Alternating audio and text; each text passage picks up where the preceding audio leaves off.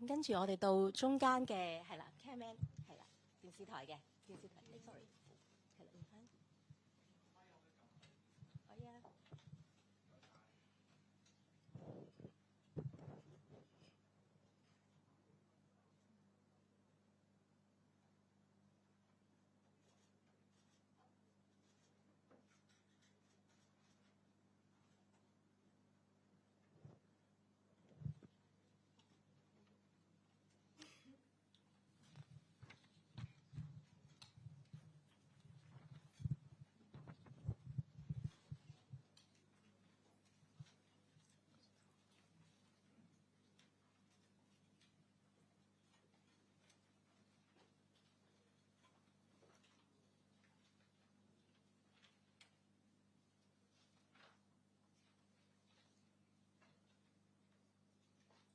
OK 啦，嗬，係咪？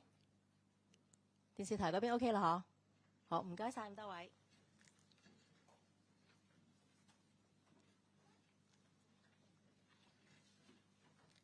好，咁早晨啊，歡迎咁多位今日上到嚟消費者委員會參加我哋選擇月刊第567期嘅新聞發佈會。咁今日為我哋主持發佈會嘅呢，有消委會宣傳及社區關係小組主席林海章先生，佢今次係第一次同大家見面嘅。咁另外呢，隔離呢就係總幹事黃鳳嫻女士。Good morning. Thank you for joining us today for the press conference for Choice issue number 567. Hosting today's press conference are Mr. Victor Lam, Chairman of the Publicity and Community Relations Committee, and Ms. Gilly Wong, Chief Executive of the Consumer Council. 咁一陣間發佈會咧會首先用廣東話進行，然後跟住就到一段英文嘅摘要，跟住就係提問嘅環節。The press conference will first be conducted in Cantonese, then followed by an English synopsis, and then a Q&A session。咁我唔阻大家啦，而家我將時間交俾 Victor。Victor， 唔該晒你。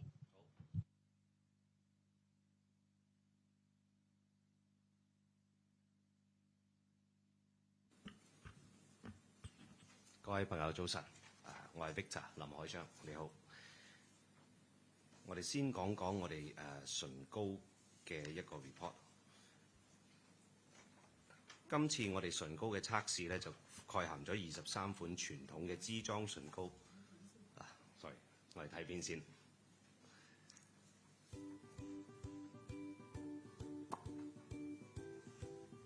唔知大家一日會補幾多次唇膏呢？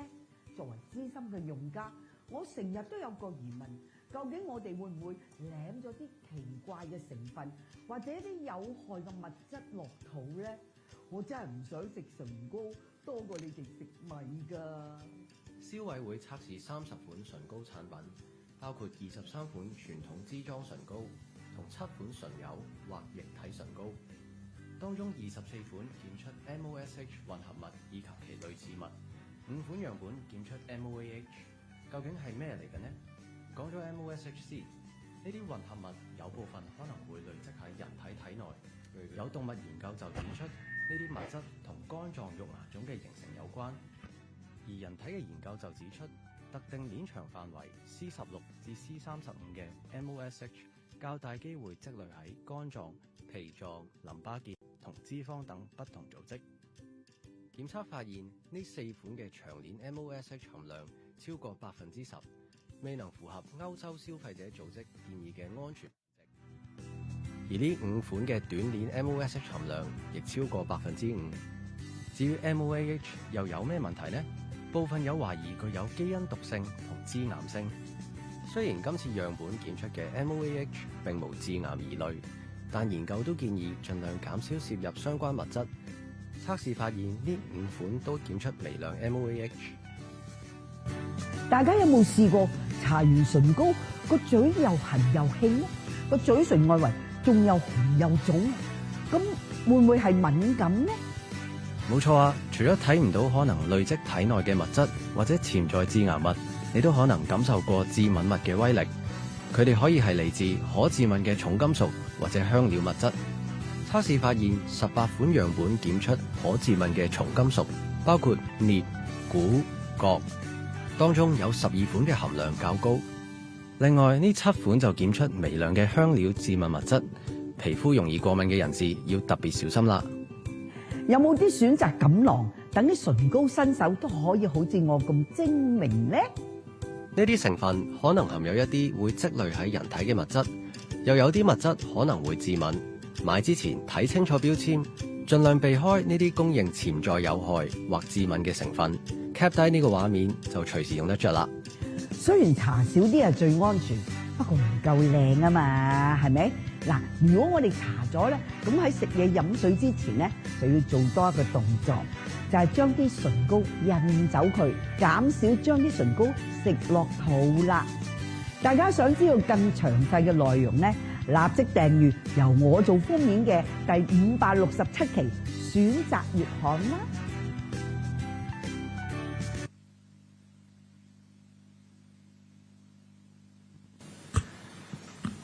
剛才個video 都俾咗好多資料我哋啦，咁或者我而家就先同大家報告一下我哋消委會嘅報告。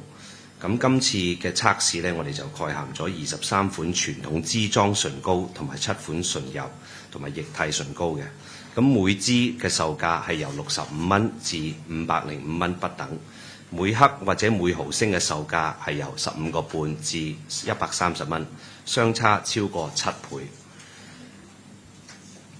礦物油、碳氫化合物係累積喺人體內最多嘅污染物。使用含有礦物油成分嘅唇部產品、化妝品，可能係其中一個重要嘅攝入源頭。30款樣本當中，24款驗出 MOSH 及其類似物。有海外研究指出，如果每日都使用唇膏，每日經由口服途徑可能攝入57毫克唇膏，而每年可能因此咧就食咗5支嘅唇膏嘅份量啦。若果以今次驗出 MOSH 及其類似物總量最高嘅樣本計算呢，對經常使用該款唇膏樣本嘅消費者而言，每日由唇膏攝入 MOSH 及其類似物已經佔歐盟食品安全局預計每人膳食攝入量嘅 76%。MOSH 混合物及其類似物可分為不同嘅鏈長範圍。有動物研究指出，短鏈 MOSH 礦物油物質較容易累積喺動物嘅肝臟或者肝臟肉芽腫形成有關聯。有70%嘅樣本驗出短鏈 MOSH 及其類似物，當中有5款含量較高。另一方面，海外研究顯示，長鏈 MOSH 可能會喺人體嘅脂肪組織、淋巴結、鼻臟同肝臟等組織積存。喺人體累積相關物質，可能與脂肪肉芽腫嘅形成有關聯。長遠對人體嘅影響亦有待研究。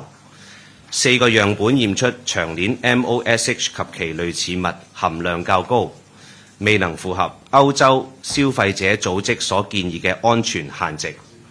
當中2款嘅樣本同時驗出較高含量嘅短鏈 MOSH 及其類似物。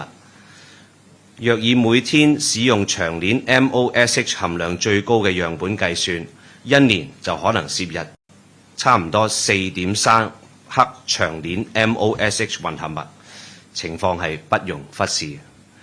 另一方面，有5款樣本驗出另一種礦物油物質 MOAH。儘管驗出 MOAH 係冇致癌性嘅疑慮，但為安全起見，海外唔同嘅消費者組織分別建議唇部產品嘅 MOAH 含量應該低於檢測極限嘅水平，或提議消費者避免選用任何驗出 MOAH 嘅唇膏產品。考慮到有6個樣本係完全沒有驗到 MOSH 同埋 MOAH 等礦物油物質，相信喺配方設計、採購原料同埋生產程序等方面作出咗調整，可以降低或者解除唇部化妝品驗出該等物質。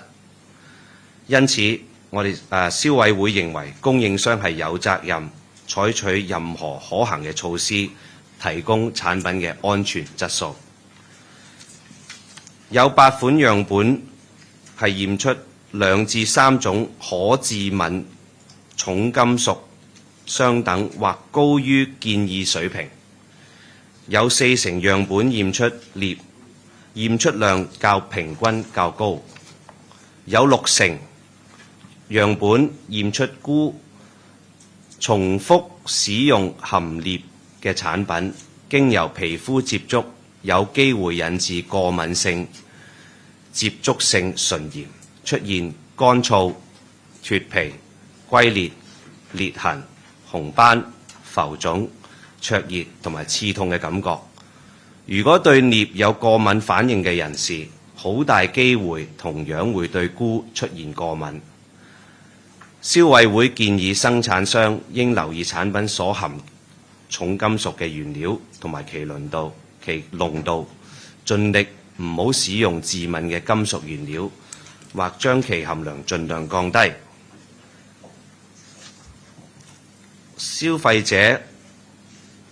者如果喺用任何唇膏護理同埋化妝品之後有皮膚嘅泛紅啦、痕癢啦、紅腫啦、乾燥啦或者脫皮嘅情況呢，可能會影響嘴唇範圍或者唇邊嘅部位，咁所以我哋都建議盡量立即使用啦。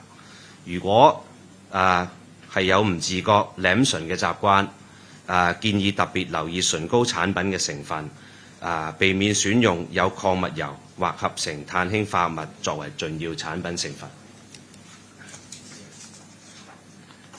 咁以上呢，就係我哋對唇膏嘅一個簡單嘅報告。好，嗱，大家我哋呢個圖其實都好清晰，大家可以睇一睇啦。咁其實我哋有12款嘅產品，譬如可致敏嘅重金屬嚟講啦，我哋有12款嘅產品係驗出鎳嘅，有18款嘅產品係驗出鈷。而有6款嘅產品係嚟出鈷嘅，咁鉻嘅，咁同埋另外有8款咧嘅產品咧係2至3種嘅可致敏重金屬，咁呢啲含量亦都係較高嘅。咁或者我俾大家望一望，感受下嗰個分佈。好，唔該晒。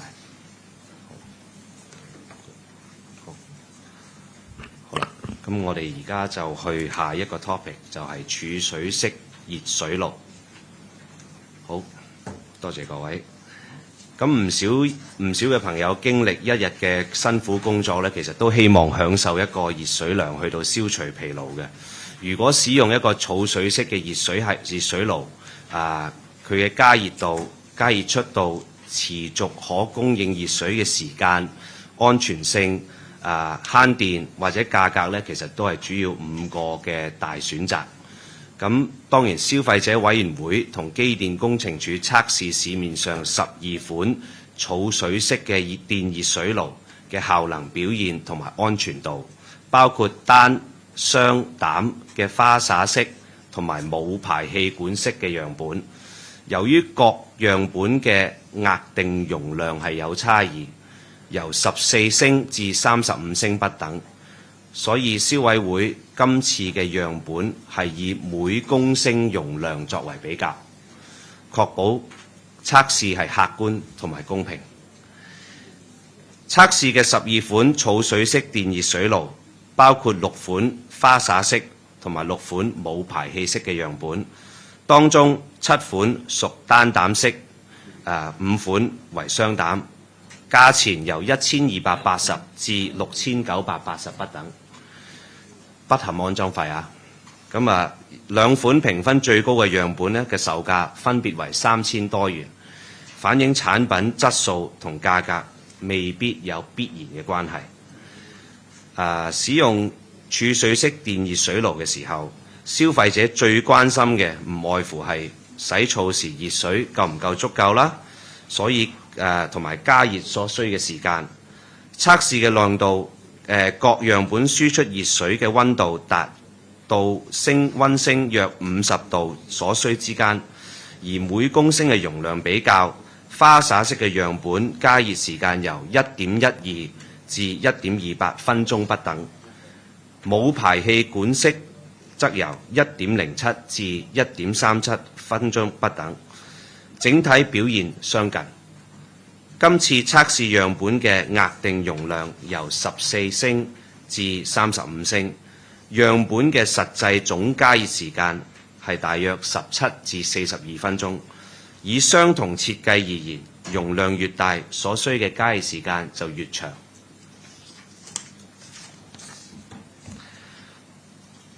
測試呢，亦都無疑喺冬天淋浴嘅時候，各樣本喺水流量為每5分鐘公升嘅情況下，可持續供應40度至45度嘅熱水時間。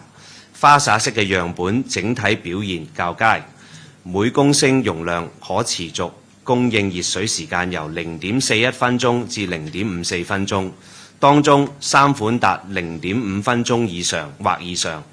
冇排氣管式嘅樣本則由 0.3 分鐘至 0.4 分鐘。然而，即使容量高達35公升，可持續供應熱水時間最長嘅樣本，實際供應熱水嘅時間亦少於15分鐘，而容量較細嘅樣本，供應熱水嘅時間更短至 6.6 分鐘。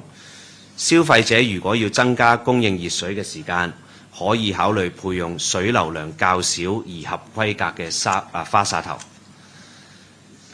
唔少人喺冬天其實都習慣長期開啟呢個電熱水爐，以便隨時可以有熱水用。測試將由電熱水爐嘅恆溫設定喺65度，量度嘅樣本時間處於備用狀態嘅耗電量。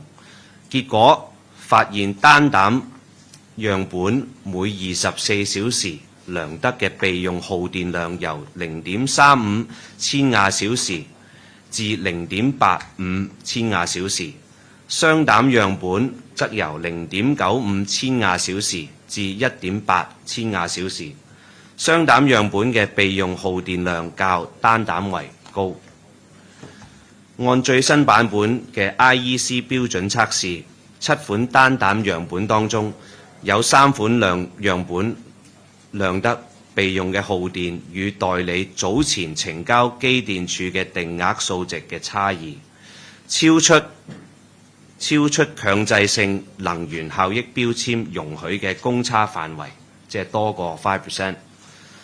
然能源效益等級方面，兩款樣本計算出嘅能源效益等級分別為4級同埋2級，較其能源標籤所標示嘅低1級。標示分別為3同埋1，相關嘅結果呢，都已經遞交咗機電工程署嘅跟進。機電署喺2023年8月就洗衣機、雪櫃、儲水式熱水爐進行評級嘅諮詢，消委會按照文件內容嘅建議，喺今次按最新版本嘅標準測試計算，喺7款單膽嘅樣本當中，只係有1款能維持1級。亦雖然建議仲未推出，結果係僅供參考。消委會支持機電署提高能源效益評級嘅政策同埋措施，亦期望機電署能夠盡快採用最新版本嘅 IEC 60379，將雙膽電熱水爐納入強制性能源效益標籤計劃入邊，等消費者可以能夠真正比較唔同熱水爐嘅能源效益。電熱水爐嘅安全不容忽視，機電署就各樣本進行安全測試，項目包括非正常操作、防觸電保護同埋標示說明等。發現2款花灑式嘅樣本同樣未通過非正常操作測試。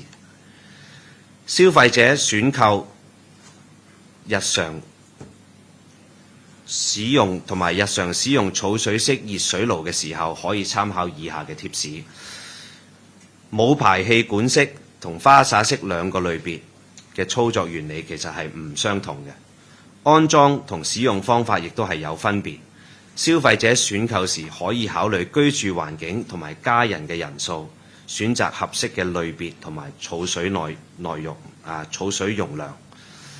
花灑式電熱水爐只能夠安裝原廠或者生產商認可嘅混合水龍頭裝置同埋花灑頭，千祈唔好喺出水位置或者花灑頭加裝任何關水掣，亦唔可以接駁至洗手盆或者浴缸。否則一旦一陣水掣關上呢，壓力排放受阻呢，儲水缸就可能因為壓力過大而發生爆炸。咁以上就係剛才一個對電熱水爐一個簡單嘅報告。咁大家亦都可以睇睇啦。剛才我哋都我哋要記住呢個測試咧，係要以每公升容量去到做測試嘅，因為始終每一個品牌咧，亦都係有佢哋唔同嘅即係唔同嘅容量啦。咁所以我哋希望用一個比較合理嘅方法去做測試。咁大家因應屋企嘅人數啦，或者自己個人嘅需要啦，就可以去選擇你哋認為合適嘅一個啱嘅電熱水爐啦。好，多謝各位。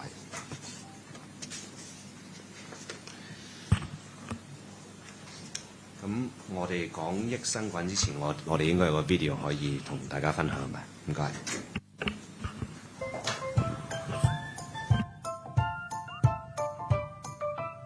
喂，家嫂，呢度有益生菌賣喎，陪我行過去買啲俾孫仔食啦。等陣先啦，奶奶。細佬係咪真係有需要食益生菌㗎？睇清楚先至好買喎。今期消委會檢視咗40款聲稱可以提供益生菌嘅膳食補充劑，發現超過一半樣本包裝上面嘅資料並唔齊全。國際行業標籤指南話，產品應該清楚標示益生菌嘅菌屬、菌種同埋菌株，仲要用菌落形成單位嚟到標示益生菌嘅數量。有25款樣本冇完整標示益生菌菌屬、菌種同埋菌株及或其數量，其中有2款就冇寫明益生菌數量，仲有1款完全冇寫到任何益生菌資料，係連名都冇啊！一唔小心真係食咗咩落肚都唔知啊！定啲嚟啦，家嫂，叫得做益生菌嘅90%都係好嘢嚟㗎啦，怕咩食啊？奶奶啊，呢啲全部都好似盲盒咁嘅喎，亂食益生菌後果可大可小㗎。咁揾包裝有齊資料嘅益生菌買咪得咯。唔同嘅益生菌菌種具有唔同特性，有啲幫助消化，有啲就可以製造有益物質，亦都有啲菌種比較唔穩定，反而有變成致病菌嘅風險。仲有益生菌數量唔係越多就越好㗎，因應唔同嘅健康問題，唔同嘅益生菌所需嘅菌量都唔同，多有可能其實係過量。但係孫仔有時冇布布，係咪都係食下益生菌好啲啊？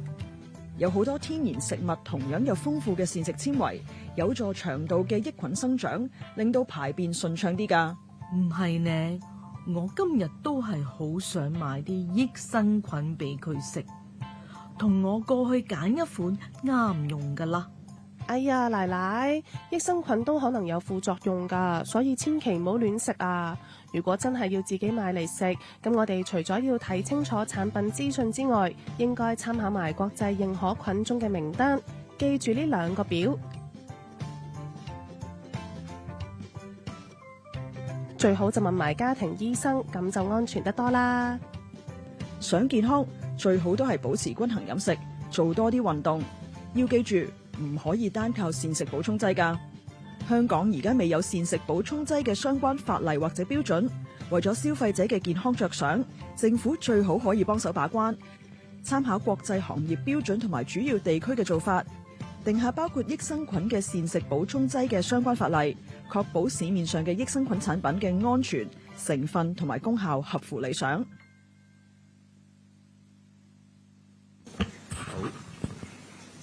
哋多謝各位。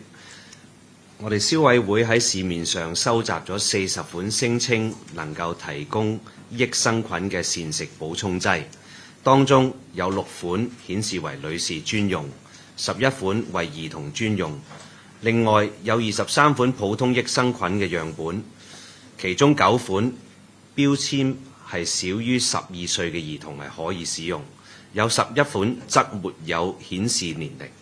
樣本嘅售價由99蚊至788蚊不等，若以每日食用份量計算，則由5個3至52個6不等，相差接近9倍。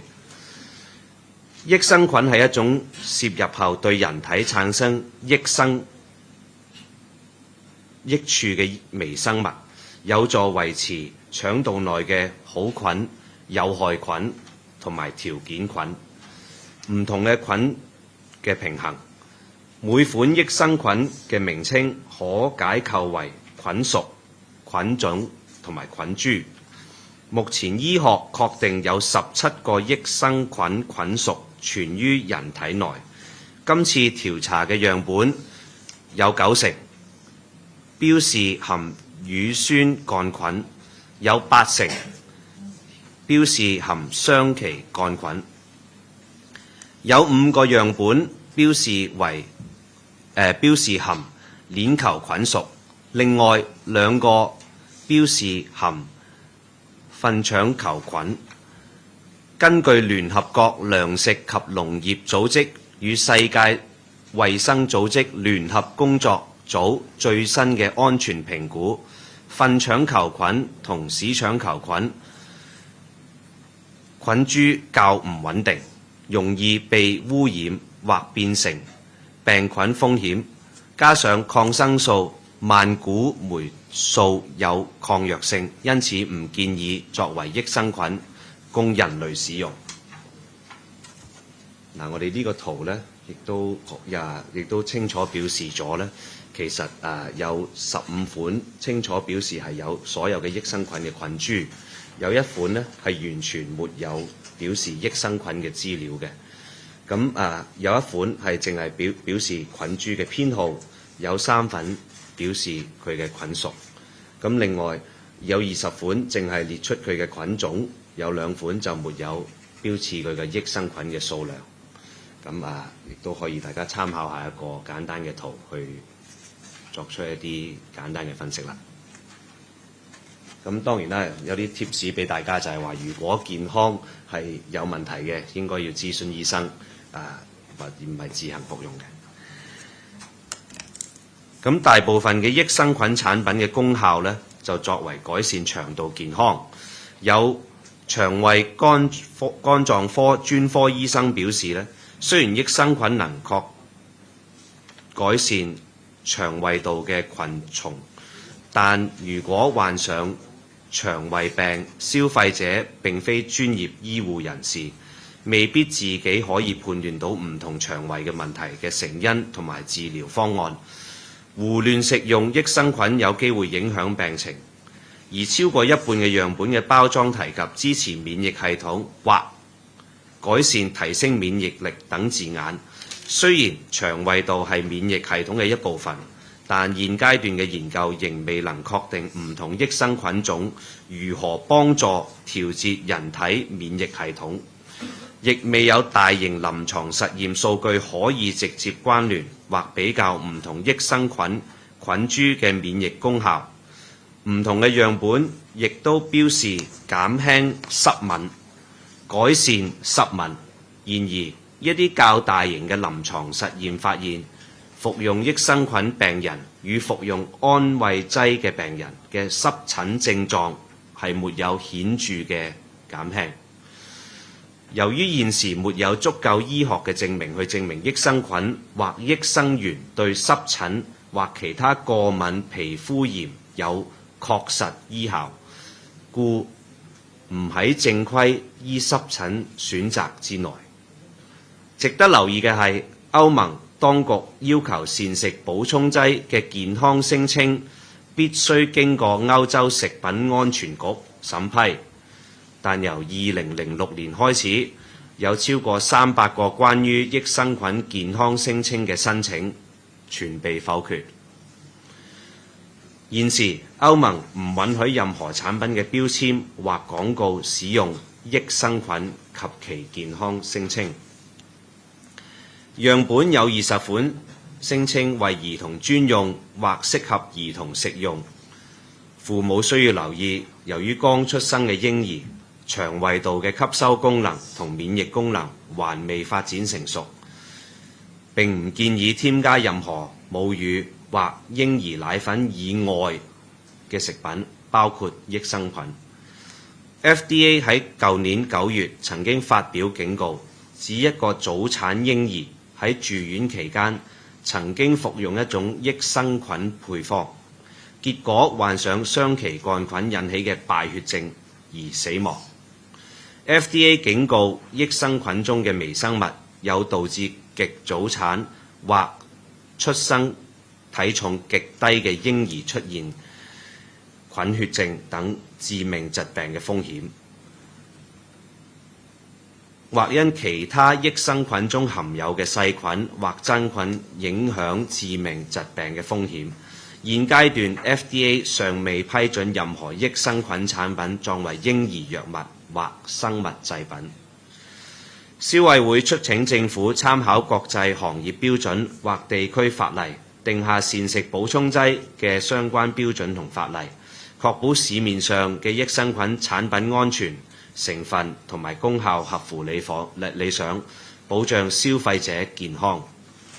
唔同嘅益生菌菌種可以帶嚟嘅健康益處亦都有唔同，並非每一個人都有需要服用。注意，益生菌其實都有副作用。如果有任何健康問題或者患病，請先諮詢醫生嘅意見，而唔係自行服用益生菌，以免影響病情。我哋亦都唔應該單靠益生菌，日常要攝入足夠嘅蔬果，保持平均嘅飲食，多做運動，先至可以保持腸胃健康同埋增強抵抗力。以上就係我哋對益生菌嘅一個簡單報導。好，下一樣嘢啦，模擬賭博遊戲。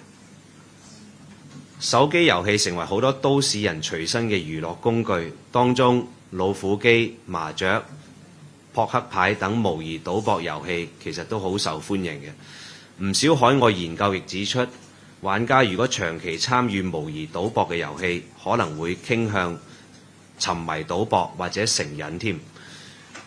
對心智尚未成熟嘅年青人，尤其構成心理影響，情況絕對不能忽視。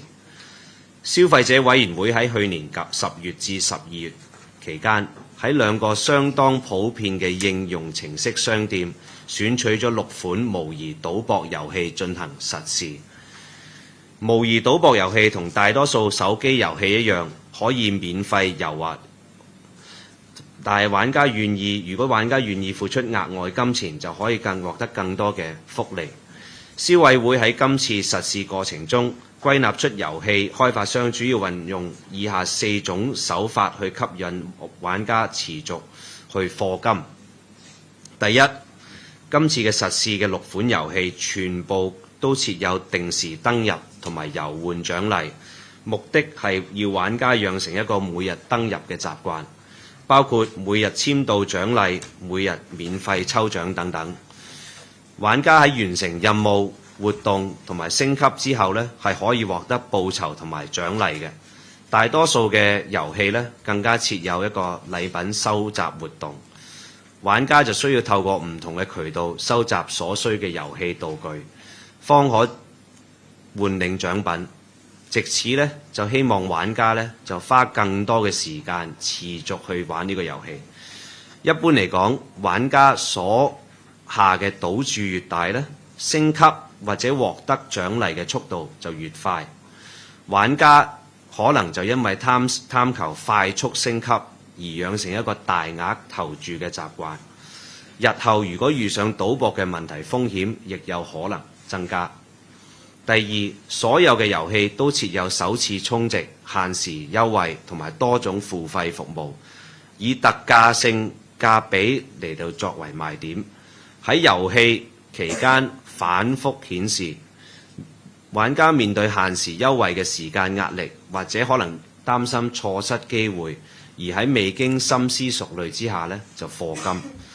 唔同遊戲嘅付費服務收費參差，較常見嘅包括有付費通行證、週卡、月卡。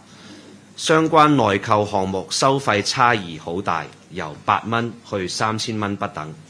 至於為玩家提供更多嘅特權或者獎勵嘅 VIP 會籍，會籍嘅等級亦視乎玩家嘅課金嘅金額而定。其中一款遊戲如果要達到最高級嘅會籍，估計需要花高達2482044蚊。如果玩家過分沉迷並過度消費呢，隨時可以陷入財困。第三，實事中所有嘅模擬賭博遊戲均按照玩家獲利金額同埋花費金額總數等設立排行榜，等玩家可以互相比拼之餘，亦按照排行榜設有特別嘅獎勵。玩家為咗贏得更多嘅獎金，係需要持續去玩，甚至藉住課金去追趕進度，令個人排名攀升。第四，實事中嘅遊戲均提供付費抽獎、戰利品箱、刮格卡、彩票等內購項目，但係唔係全部都列出呢個中獎嘅機會。玩家就可能要為抽到心儀嘅禮物而持續課金，繼續沉迷。另外有2款遊戲聲稱可以藉抽獎贏取實物，包括智能手機、百貨公司禮券等，但其中一款呢，就係冇清楚交代抽獎條款同埋玩家係需唔需要額外收費嘅。另外一款遊戲嘅實際獎品字眼含糊，並沒有交代獎品係智能手機實物啦，定係遊戲內嘅虛擬卡或者係遊戲幣，做法並唔理想。實測嘅6款遊戲均表示服務對象係已成年嘅人士，但結果發現呢，全部遊戲呢都可以由玩家直接登入遊戲，過程呢係冇驗證玩家嘅年齡嘅。消委會認為商戶未有採取足夠嘅措施預防未成年人參與模擬賭博嘅遊戲，必須馬上作出改善。賭博條例規管賭博，包括博彩、投注、收受賭注，若非獲得特別嘅豁免，否則賭博屬非法行為。然而，有法律界人士指出，玩遊戲賭博係咪視為博彩呢？需視乎個別遊戲嘅實際操作，包括遊戲內嘅貨幣是否構成財產及或涉及其實質嘅轉移。此外，針對賭博嘅刑事罪行，往往同實體處所有關，或者未能完全涵蓋發展送出嘅網上賭博行為。消委會認為現行嘅條例未能夠完全有效地針對各式各樣嘅網上賭博行為，以及賭博性質相關嘅類似服務，但不限於模擬賭博遊戲。而家嘅法例未有明文禁止未成年人士參與賭博，相關嘅責任僅落於簽發賭博牌照嘅附帶條件上，但亦非未能有效地防止未成年人參與網上賭博以及賭博性質相似嘅行為，對相關人士嘅保障亦不足夠。消委會倡議政府檢視現行法例同參考外國監管方法，為網上賭博訂立專屬法例。此外，就戰利品商等具賭博性質嘅遊戲項目引入更多監管，例如必須列出獎品嘅中獎機率，以及加入玩家自願退出內購功能等，加強保障消費者嘅權益。以上係我哋消委會對模擬賭博遊戲嘅一個簡單報告。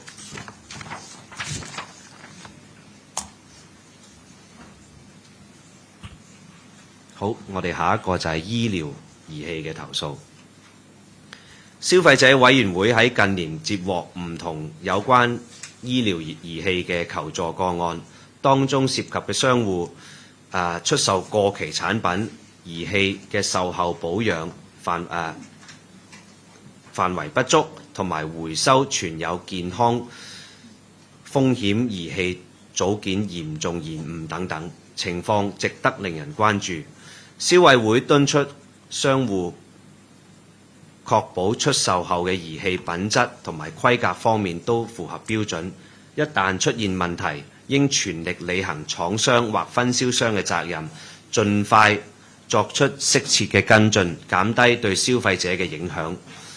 目前本港並沒有特定法例規管醫療儀器嘅製造、進口、分銷、供應同埋使用。消費者可以參考衛生署嘅醫療儀器行政管理制度中嘅名單，所有獲列表中嘅醫療儀器喺安全、品質同埋性能方面均符合相關嘅要求。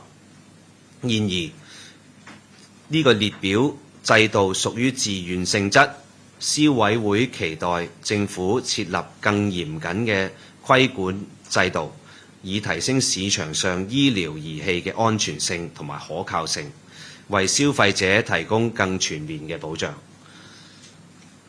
我哋列出幾個個案俾大家參考。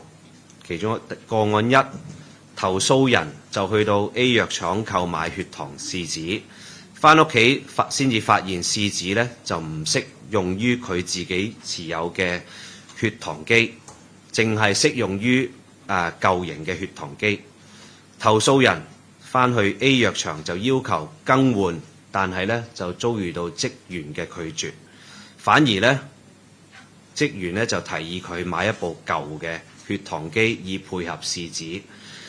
經呢個職員游說之後呢，投訴人呢就最終就係買咗一個舊型嘅血糖機，同埋投訴人呢就發現返去啦。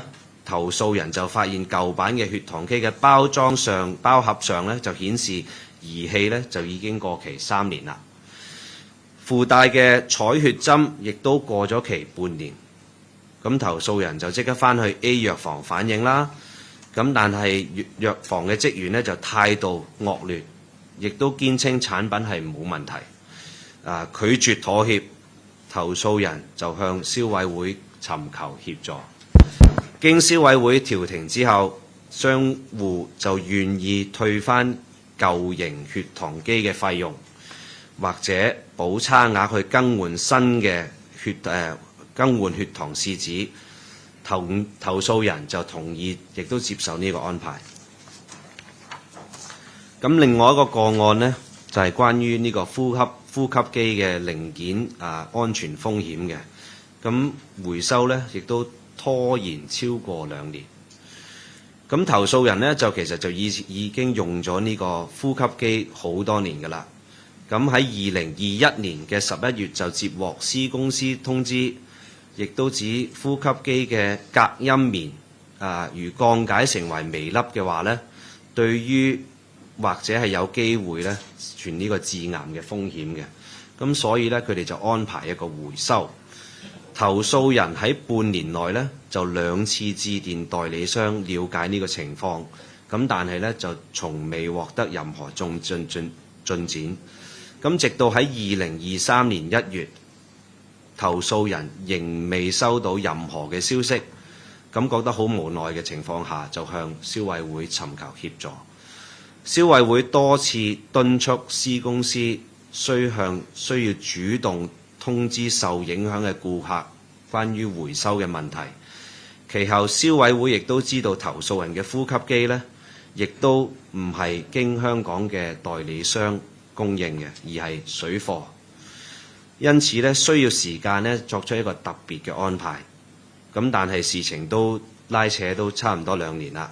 投訴人終於喺2023年9月先至成功更換有問題嘅零件。醫療儀器對長期病患者係攸關重要嘅，一旦出現異常呢，後果係難以估計。喺購入醫療儀器之前呢，都應該要先尋求專業人士嘅評估。除咗醫生之外，亦都可以參考其他專業人士，譬如話聽力專家嘅意見。亦都可以先參考衛生署入邊嘅醫療儀器行政管理制度名單，確定醫療儀器嘅安全、品質同埋性能係符合相關嘅要求。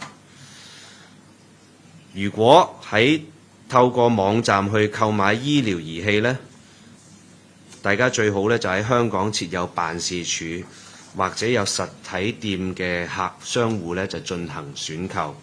除咗可以享有商戶提供嘅本地保用啦，同埋售後服務之外咧，如果發生爭議咧，要以法律途徑去追討咧，其實對大家都比較容易啲。咁以上係兩個簡單嘅個案，關於醫療儀器同大家分享。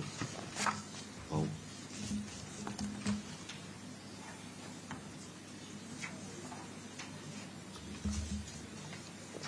好，咁或者如果大家係啦，咁或者我就用英文就簡單就將剛才嗰5個 report 去同大家 recap 一次。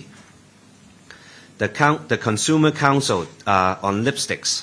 The Consumer Council tested 23 models of traditional lipsticks and 7 models of lip tints and liquid lipsticks with prices ranging from $65 to $505 per tube, equivalent to a unit price of 15.5 to 130 per gram or ml, a difference of over 7 times.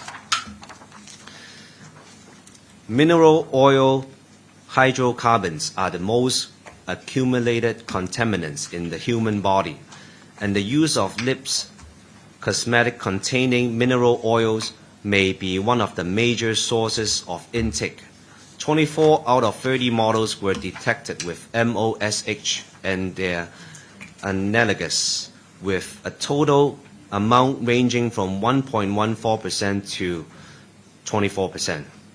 Overseas studies have pointed out that daily use of lipstick may result in ingestion of 57 mg of lipsticks per day, amounting to a total of 20.8 grams annually, which is equivalent to 5 tubes. Based on the models detected with the highest amount of MOSH and their analogues, daily intake of MOSH and their analogues for a frequent user of this model would already account for 76% of the maximum daily dietary intake value estimated by the European Food Safety Authority. MOSH mixture and their analogues can be divided into different ranges of carbon chain length. Animal studies have shown that short-chain MOSH are more likely to accumulate in the liver of animals and may be associated with the formation of hepatic granulomas. Short-chain MOSH and their analogues were detected in over 70% of the models, among which 5 contain higher amounts ranging from 5.1% to 7.8%. On the other hand, data from overseas studies indicate that long-chain MOSH may accumulate in tissues such as adipose tissue, lymph nodes, spleen, and liver, etc. of the human body, and the accumulation of these substances may be associated with the formation of lipogranulomas, while their long-term health impact to human is yet to be investigated.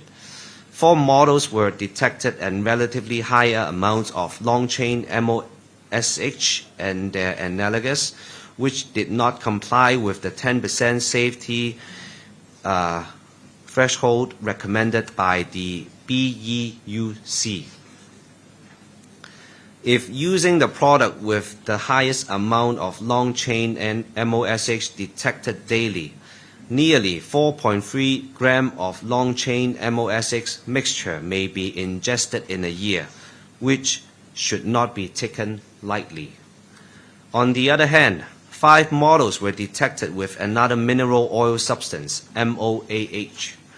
Although the major component of MOAH detected are not suspected carcinogens. For safety reasons, many overseas consumer organizations have recommended that the MOAH content in lips products should not be lower than the detection limit, or that customers should avoid using any lips products with MOAH detected. Considering that 6 models were completely free from mineral oil substances such as MOSH and MOAH, it is believed that reformulation, selection of raw material, and manufacturing advancement, etc., could reduce or even eliminate the presence of those substances in lip cosmetics. The Council stresses that it is inevitable for frequent lipstick users to ingest and accumulate such substances in the body as a result of using the product, and therefore consider it imperative that suppliers should take feasible measures to enhance product safety. 8 models were detected with 2 to 3 allergenic heavy metals at or above the recommended level of 1 mg per kg. Nickel was detected in 40% of the models at relatively high levels. Cobalt was detected in 60% of the models. Nickel and cobalt are commonly allergens, and repeated use of nickel-containing products on skin may cause allergic contact with dryness, peeling, cracking, fissure, rashes, swelling, and burning and tingling sensation. The Council recommends manufacturers to pay special attention to raw material that may contain allergenic heavy metals and their concentration, and to strive not to use raw materials containing heavy metals or to minimize the use of such ingredients. Okay. Electric storage water heater.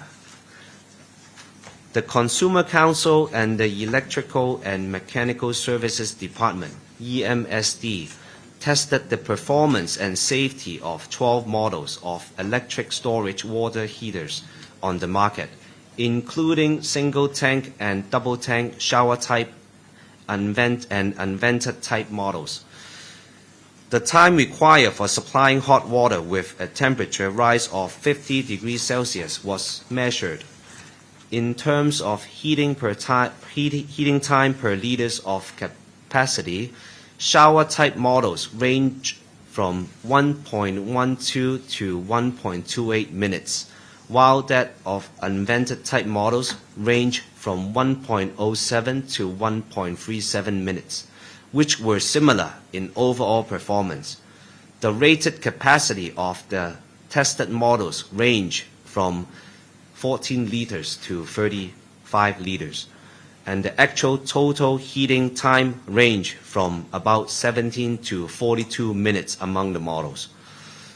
Tests also simulated a shower in winter with water flow rates of 5 liters per minute and measured the duration of continuous water supply of hot water, 40 to 45 degrees Celsius.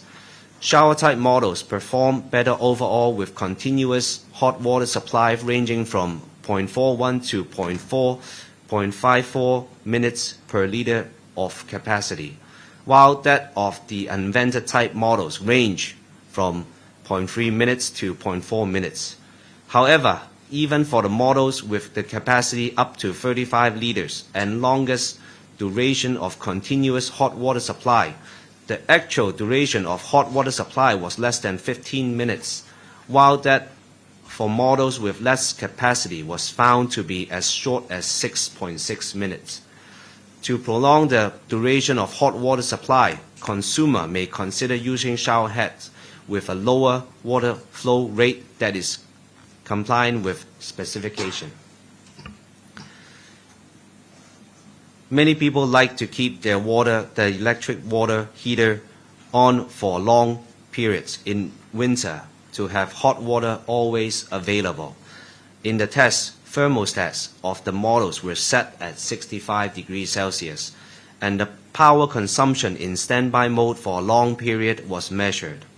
It was found that double tank models had higher standby power consumption than single tank models. The test was conducted in accordance with the latest edition of the IEC standard.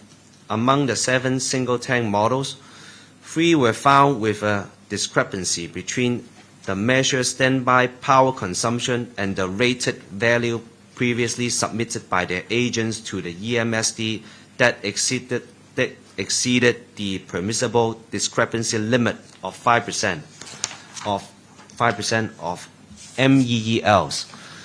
As for energy efficiency grading, the calculated energy efficiency grading for 2 models were graded Grade 4 and Grade 2, respectively, which were both one grade lower than indicated on their energy labels.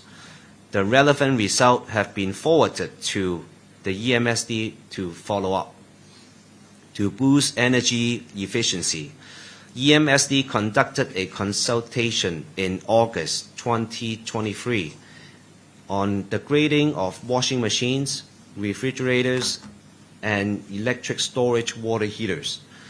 Council support the EMSD's policy and measures in enhancing the energy efficiency grading and anticipate that the EMSD will adopt the latest version of IEC 60379, IEC 6079 as soon as possible, and to include double tank electric water heaters in the MEELs to facilitate consumers in making accurate comparison of energy efficiency. Most of the complaints about electric water heaters received by the Council in the past 3 years were related to repair, maintenance, and installation services, with water leakage in the inner tank being the most common problem. Only a small number of models have provided warranty renewal service, with annual fees ranging from $480 to $680. To promote sustainable consumption, the Council we urge agents and retailers to extend warranty periods with a more reasonable price packages.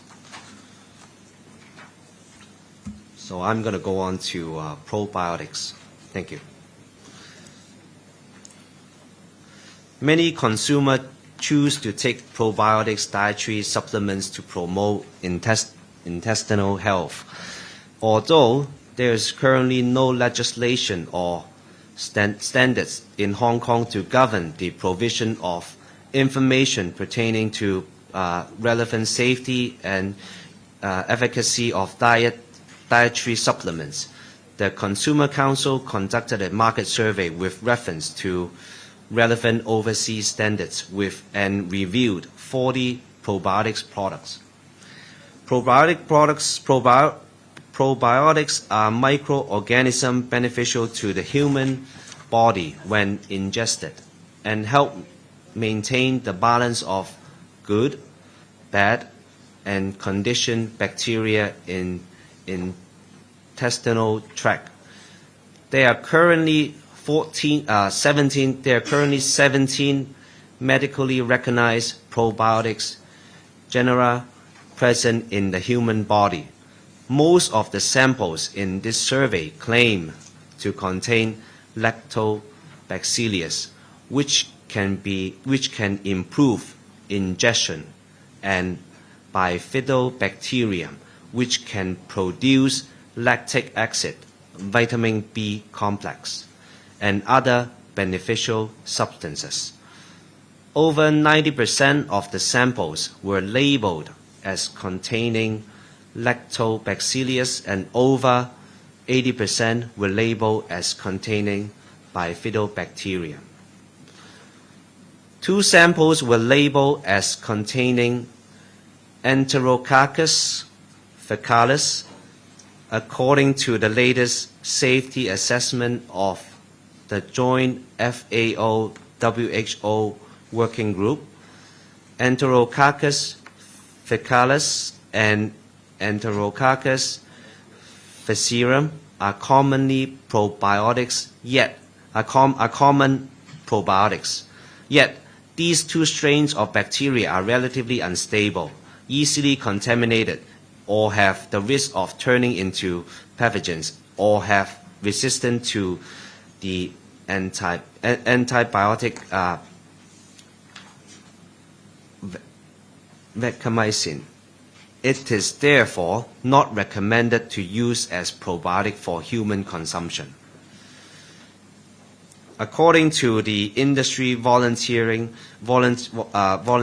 labeling guidelines by the International Probiotics Association, products should clearly label the genus, species, and the strain of probiotics, as well as their quantities in CFU as the unit.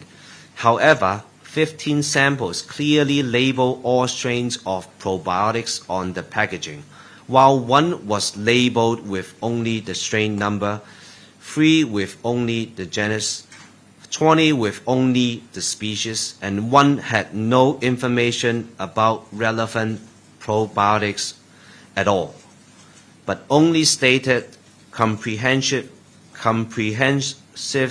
probiotics developed by a local university on its ingredient list. So, consumers are unable to identify which specific probiotics they have consumed. All 40 samples carried health claims, mainly on improving gastrointestinal health, boosting immunity, improving eczema, allergy, and improving the health of women's intimate areas. According to the global guidelines issued by the World Gastroenterology Organization, if probiotics are labeled with health benefits, data from clinical studies on specific strains must be reviewed. Many samples were labeled with eczema relief or improved eczema condition, yet some large-scale clinical trials have found that there is no significant relief in eczema symptoms between patients taking probiotics and those taking placebos, since there is not enough medical evidence to prove that probiotics or prebiotics are effective in treating eczema or other allergic dermatitis. They are not considered an option for proper eczema treatment. Consumers with skin problems should seek medical advice as soon as possible to avoid delayed treatment. It is worth noting that the European Union requires health claims for dietary supplements to be scrutinized by the European Food Safety Authority. However, since 2006, over 300 applications for probiotics health claims have been rejected. The reasons for rejection cited by the EFSA included that current scientific research is yet to be able to correctly identify microorganisms involved in the various effects in the body. Some health claims have not been clearly defined. some probiotics are not considered to be beneficial to health, or there is no clinical research data on humans in relation to a particular probiotics. Therefore, EU currently does not allow the use of probiotics and their health claims in the labeling or advertising of any products. 20 samples claim to be tailored or suitable for children. Parents should note that since the absorption and immune function of gastrointestinal tract are not yet fully developed in newborn babies, it is recommended to consume only breast milk or infant formula, but not any other food, including probiotics. The FDA issued a warning in September last year that a premature infant who consumed a probiotic formula while hospitalized died of sepsis caused by bifidobacterium.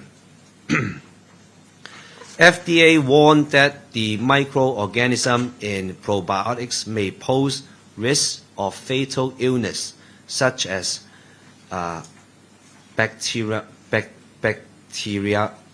in newborn baby, in baby born in very premature or with very slow body weight, and that fatal illness may also be caused by bacteria or fungi found in probiotics.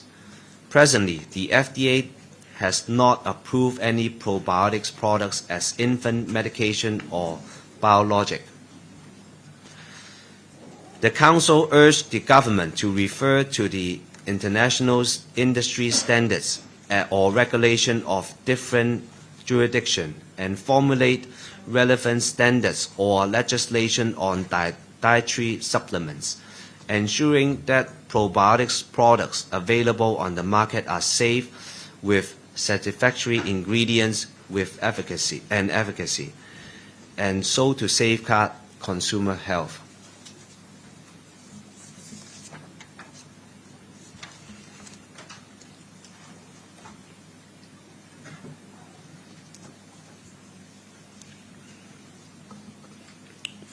Online gambling, gambling games.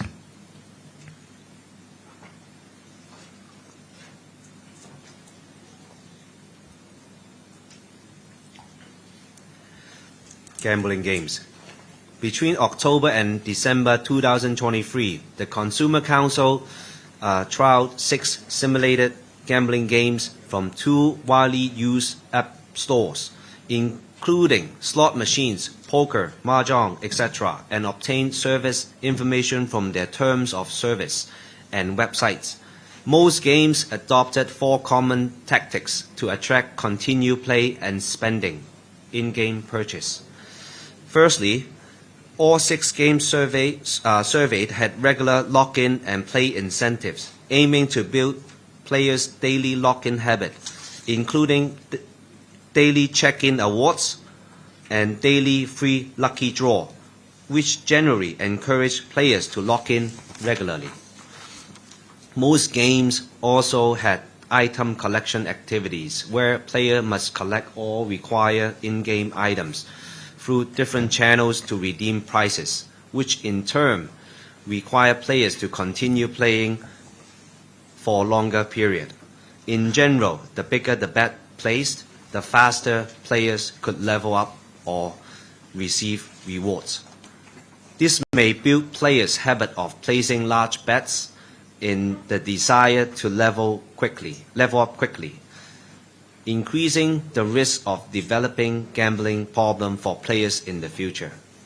Secondly, all these games provided first-time purchase and stored value rewards, limited time offers, and there is a wide variety of paid services with special prices or great value for money as selling points, repeatedly displayed during the game.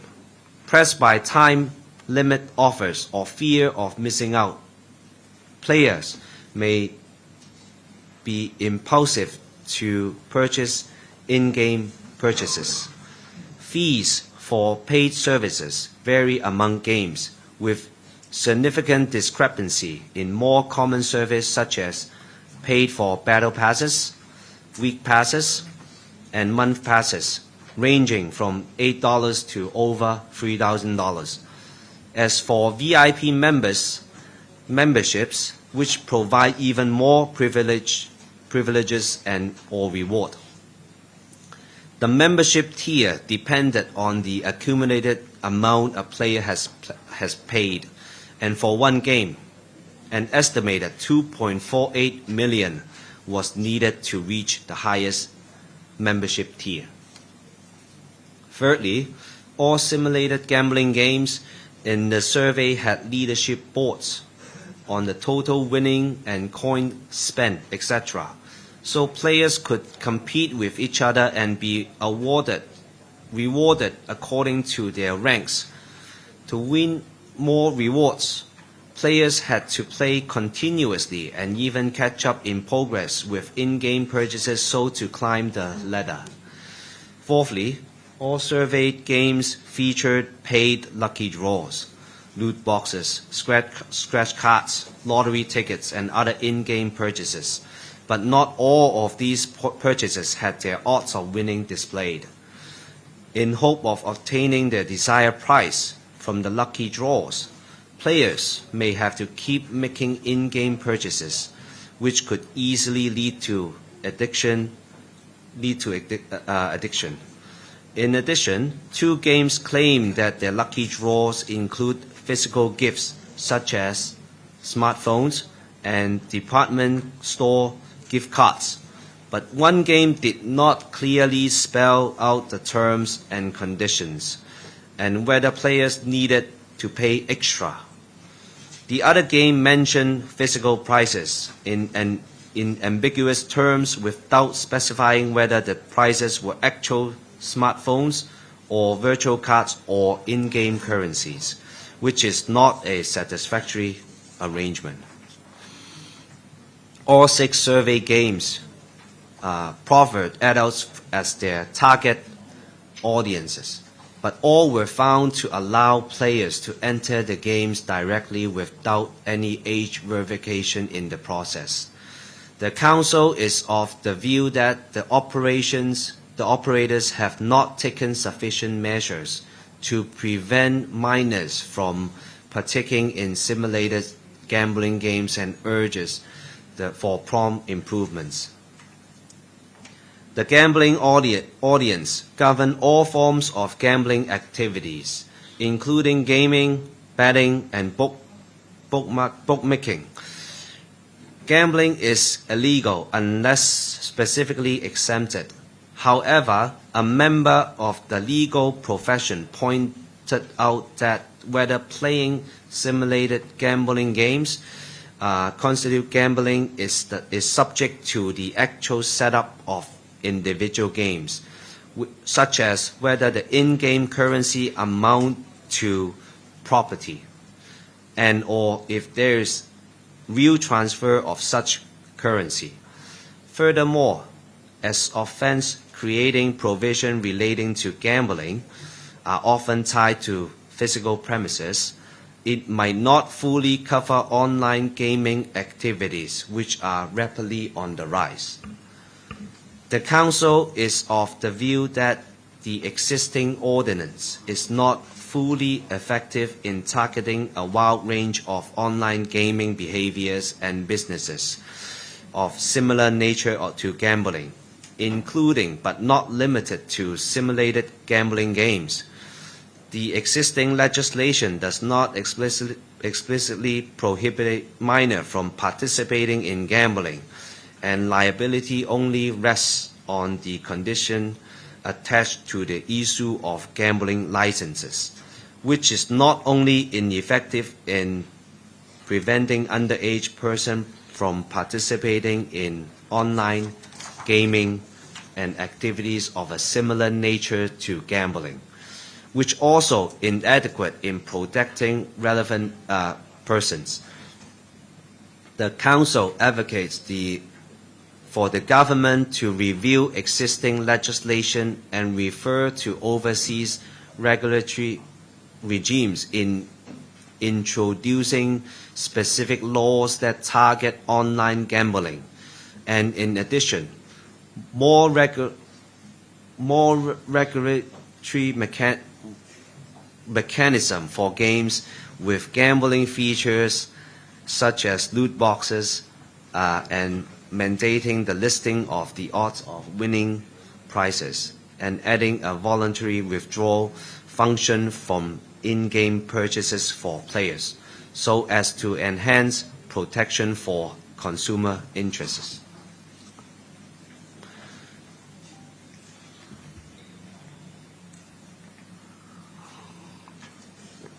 On medical devices.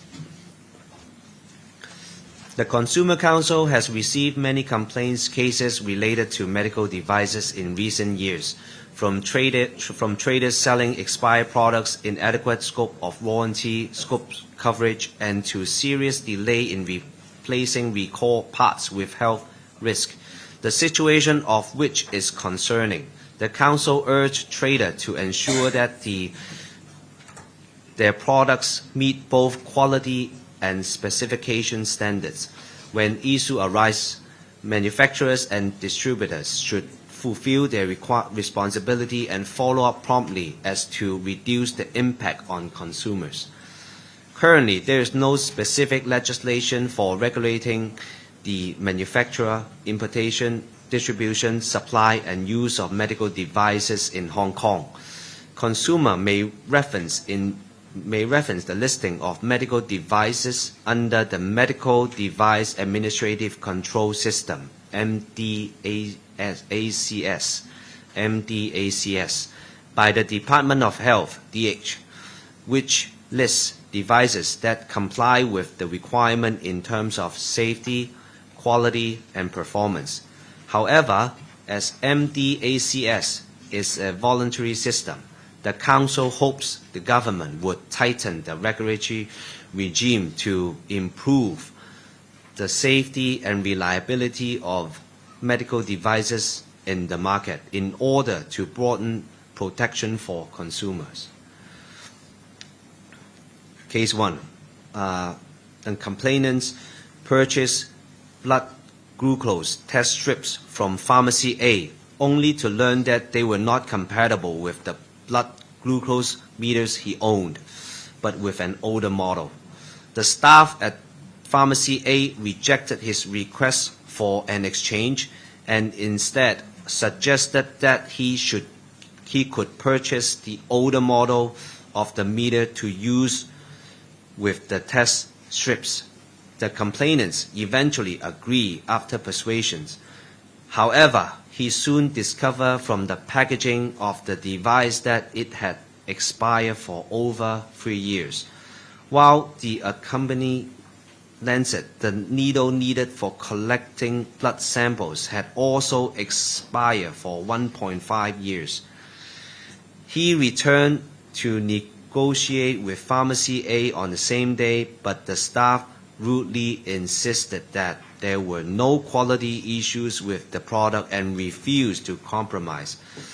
The complainant thus approached the Council for assistance. After conciliation by the Council, Pharmacy A agreed to either refund the cost of the old model of blood glucose meters or let the complainants exchange the test strips by settling the price differences. The complainant accepted the refund arrangement. Another case. The complainant has been using a CPAP respirator for years. In November 2021, she was notified by Company C that the microparticles from the CPAP respirators degraded sound dampening foam may pose carcinogenic risk and that a recall would be arranged. The complainants contacted the distributor to register for a recall. In 6 months' time, she had called the distributor twice to inquire about the recall status, but nothing available. Up until January 2023, she still had not received any news. Feeling helpless, she sought help from the council. The council urged Company C multiple times that they should contact the affected consumer proactively regarding the recall arrangements. Therefore, the council was informed that the complainant's respirators was not supplied by the Hong Kong sole agent and was a parallel import, and thus would require time for special arrangement. It was not until September 2023, after almost 2 years, that the complainant finally had the defective parts replaced. Medical devices are vital for patients. Any abnormal and anything goes wrong can lead to unimaginable consequences. Consumers are advised to refer to the MDACS listing by the Department of Health to ensure the safety, quality and performance of medical devices meet relevant requirements. When making a purchase online, consider buying from traders with an office or physical stores in Hong Kong to enjoy local warranty and after-sales services. Also, in case of disputes, seeking legal redress against local traders would be more convenient. Thank you. 唔該晒 Victor。 This is all. 係，咁跟住落嚟咧，就到我哋提問嘅環節。咁我同大家講講啦。咁我哋提問嘅次序啦，咁就我哋會跟翻頭先Victor 嘅所講過嘅每篇文章嘅次序開始嘅。咁所以首先呢，我哋就係關於唇膏嘅問題先。咁有冇關於唇膏嘅問題？係RTHK。可唔可以咧簡單講講，即係無論係長鏈個 MOSH 又好，短鏈又好啦，即係食完即係搽完唇膏之後，咁即係如果長期攝入咧，會引起啲咩嘅問題咧？頭先有睇到講到話會長出啲肉芽啦，咁長出啲肉芽之後又點樣咧？即係對於人體有咩影響咧？唔該。嗱，咁其實咧，以往咧係根據呢一個以大鼠嘅試驗動物作為測試嗰陣時咧，就將佢嘅試驗咧所得嘅數據咧，就嚟推斷咧，可能呢啲物質對人體可能會引致嘅影響啦嚇。咁而最新嘅研究亦都發現咧，喺大鼠嘅研究所得嘅影響咧，譬如話喺肝臟形成細小嘅肉芽腫啦，而且係出現咗呢一個發炎嘅情況。咁動物嘅肝臟、脾臟同埋呢個腸膜嘅淋巴咧，呢啲器官咧嘅重量咧都係有所增加嘅。咁但係咧，當然啦，唔同嘅動物咧，佢嗰個新陳代謝又唔同啦嚇，咁所以佢有關影響咧就未必喺人體裏面出現嘅。咁但係亦都可以睇翻咧長鏈嗰個啦，長鏈嗰個嘅 MOSH 咧，即係呢一啲礦物油嘅物質啦嚇，可能會喺人體嗰個脂肪組織、淋巴結、脾臟同埋呢一個肝臟咧就會積聚。咁而咧，亦都可能咧就係同相關器官出現呢一個脂肪肉芽腫係有關聯嘅。咁當然啦，歐洲食物安全局亦都認為咧喺食物之中攝取呢一個礦物油咧，可能係對人體佢潛在嘅風險。咁所以咧就係始終都係講一句咯，因為呢一啲嘅物質，呢礦物油嘅物質咧就係會聚積喺我哋嘅身體，而喺動物嘅測試裏面亦都係發現咧有啲不良嘅影響。咁所以若果當大家去揀唇膏嗰陣時，亦都係想安全嘅話咧，咁係不論國際嘅組織啦，同埋我哋今次嘅測試咧，以前我哋嗰個潤唇膏嗰個測試啦，都係講緊呢，就係若果可以盡量減少 MOSH 同埋呢一個 MOH 呢一啲嘅物質咧，就對你嗰個靚得嚟咧嗰個安全程度就會大大咁樣提高啦。咁頭先都有提到啦，就有啲致敏嘅物質啦，咁所以即係大家係去揀嗰陣時，都係要留意翻呢一方面嗰個嘅安全嗰個程度咯。係 K 寶係咪？你好，我想問下，因為其實想知今次呢個唇膏測試其實用啲咩準則去揀樣本啦？因為市面上其實都有好多唔同牌子嘅唇膏啦，都有好多唔同色號，同埋可能有啲係霧面，有啲係光面。咁會唔會其實色號同埋佢質地對於佢檢驗出嚟嘅一啲混合物啊，或者係可致敏嘅物質，其實係有關聯嘅咧？會唔會係？唔該。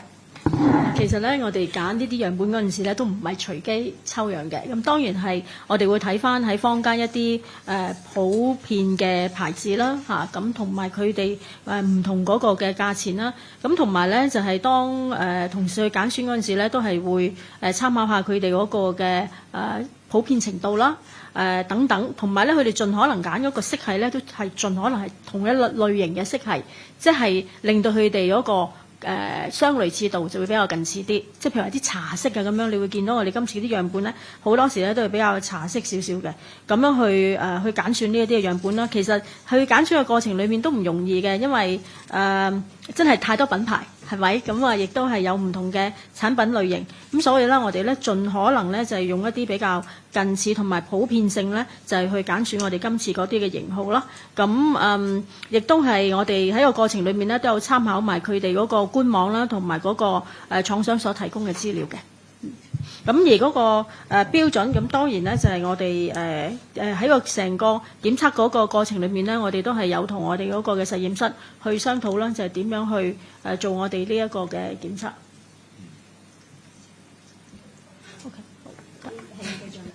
咁想問下深淺色上面會唔會同佢即係檢驗出嚟嗰啲含量其實有關係？可能深色啲嘅會驗到多啲嘅 MOSH 啊，或者係調翻轉咁樣咧？想問下呢樣，唔該。呢個我轉頭答你，因為深淺色我就真係未必完全清楚，我揾後面嘅同事去再準備一個答案，好嗎？The standard. Questions from the standard. So the first question is like the content, the level of the heavy metal, is it related to the color of the lipstick? And also, what if a consumer bought a lipstick and after he or she bought the lipstick and she found he or she is allergic to the lipstick? Could the consumer require refund or any compensation if the sales or he didn't see any labeling or explanation of the possible allergen heavy metal in the labeling? All right. First of all, MOSH, this kind of mineral oil, hydrocarbons, materials, it is not immediately, toxic. It is not. It is low acute toxicity. So, if you are asking whether it will bring immediate health risk, it will not, because it accumulates in your body, and in the long term, it may have impact, to your internal organs. So it will not, as it is not bringing you immediate health impact. So what we believe is, just to give you a peace of mind, it may not be necessary for you to dispose the lipstick immediately. Reasons being is, it will not create an immediate risk. But of course, if you are very concerned about it, it is the choice, of consumers. And when you are talking about, the allergens, it is because of the mineral by itself that have the pigments. When you are talking about the metals inside the lipstick, it is the metal elements. It is added as the mineral pigments in the lipstick, and probably part of it could be contaminants that cause that kind of allergic ingredients inside there. So if you are allergic to it, probably you will have the effect after you put on to your lipstick, already, put onto your lips already. So if you have that side effect or negative effect, it is better, for you to suspend, using the lipstick, and then, go to the trader to tell them, that maybe contain some impurities that cause, that kind of problem, to your lips, that kind of allergens. So of course, this kind of dispute, we always, suggest, the consumers to talk to the trader directly, but in case, they receive any problem, they can come to us anytime for assistance, in seeking for the redress. Did I answer your question? 答翻你頭先嘅問題就係啲同事咧就係主要咧就係佢睇咗好多唔同嘅資料咧，就係去揀選呢一啲嘅樣本嗰陣時咧，就睇佢哋嗰個樣本嗰個受歡迎程度嘅，即係就算係同一個牌子裡面嘅唇膏，咁大家都會知道啦，就會有啲叫 bestseller，即係受歡迎嘅熱賣產品啦嚇。咁佢哋就專門係揀呢啲嘅熱賣產品，同埋盡可能係嗰啲叫 signature 嘅色號啦，即係佢哋最賣得嗰啲色號去揀選出嚟去測試嘅。咁顏色嗰度係點樣？即係都係揀最受歡迎嘅顏色。等嚇，即係你講緊深啲色同埋淺啲色，會唔會對嗰個敏感嘅即係呢一啲嘅MOSH 同埋 MOH 嗰個含量會唔會有影響啊嘛？係因為如果你唔同，即係你唔同嘅顏色去做同一個測試嘅話，其實會唔會引起唔公平？其實冇可能係一模一樣嘅，因為你唔同品牌佢哋設計每一個顏色嘅色系嗰陣時，佢哋可能嗰係名係唔同。可能名係相同，但係佢哋有好多時都係佢哋自己嗰個唇色嗰個嘅個名噶嘛。即係就算你話係粉紅色都好，佢哋都有好多種唔同嘅粉紅色噶嘛。咁所以唔可以講話係永遠都係蘋果對蘋果係同一隻顏色咁樣去揀選嘅。我諗女士們可能喺呢一方面會清楚啲啦。但係我哋都係會揀一啲佢哋係最受歡迎程度嗰啲嘅，我哋叫做最有特色嘅顏色。通常去宣傳嗰啲顏色嘅，我哋就揀選嗰啲嘅型號去做測試啦。我諗呢位傳媒應該會明白我講咩嘢，因為女士買呢啲嘢嗰陣時就係講，哎呀呢一隻色靚啊，又或者呢一隻色好特別啦，佢哋特賣啊，或者佢哋呢一隻色係真係好特別，咁所以咧或者係好啱自己啦。不過啱自己就呢個好個人化啦，但係起碼喺每一個品牌佢哋宣傳嗰陣時咧，就會有佢哋嗰啲嘅最受歡迎嘅型號去宣傳，好多時都係 bestseller number one、bestseller number two 咁樣就去作出相關嘅宣傳咯。係，仲有冇關於唇膏嘅問題？好，答埋你頭先嗰條問題啦。咁亦都係因為我哋今次樣本嘅數量好有限呢，就未必可能作出一個好有代表性嗰個結論。咁但係因為咧 MOSH 同埋 MOH 咧，正如我哋文中所講啦嚇，因為佢哋都係同佢哋嗰個所用嗰個嘅蠟嗰個嘅油相關。咁所以咧就若果佢嗰個成分係比較多啲嘅情況底下，咁可能咧驗到出嚟嗰個成分亦都係會比較多啲。咁但係咧就係同產品嗰個顏色咧嗰個嘅關係應該唔大。咁應該答到問題。OK， 東方日報。你好啊，東方嘅都想請教翻，就係見到即係今次調查，即係有問，即係比較即係多 MOSH 啊等等嘅，都有包括到一啲名牌嘅唇膏啦。咁其中一個品牌咧，就喺回覆你哋嘅時候就講話，你哋覺得你哋嗰個結果係唔準確啦，就話你哋嗰個即係檢測嘅方法啦，同埋嗰個佢同嗰個標準，佢哋嘅比較唔準確。咁想請教翻消委會，即係見你都有個案啦，其實實際即係點睇佢呢個講法咧？即係到底係點樣比較先至會，即係佢覺得你哋高估咗嗰啲 MOSH 嘅濃度，其實係唔係真係有咁嘅情況咧？唔該。要答你條問題咧，可能大家要有少少耐性，我要好簡單咁樣去講解咧呢個 Cosmetics Europe 咧嗰個建議嗰個嘅演化係點樣樣。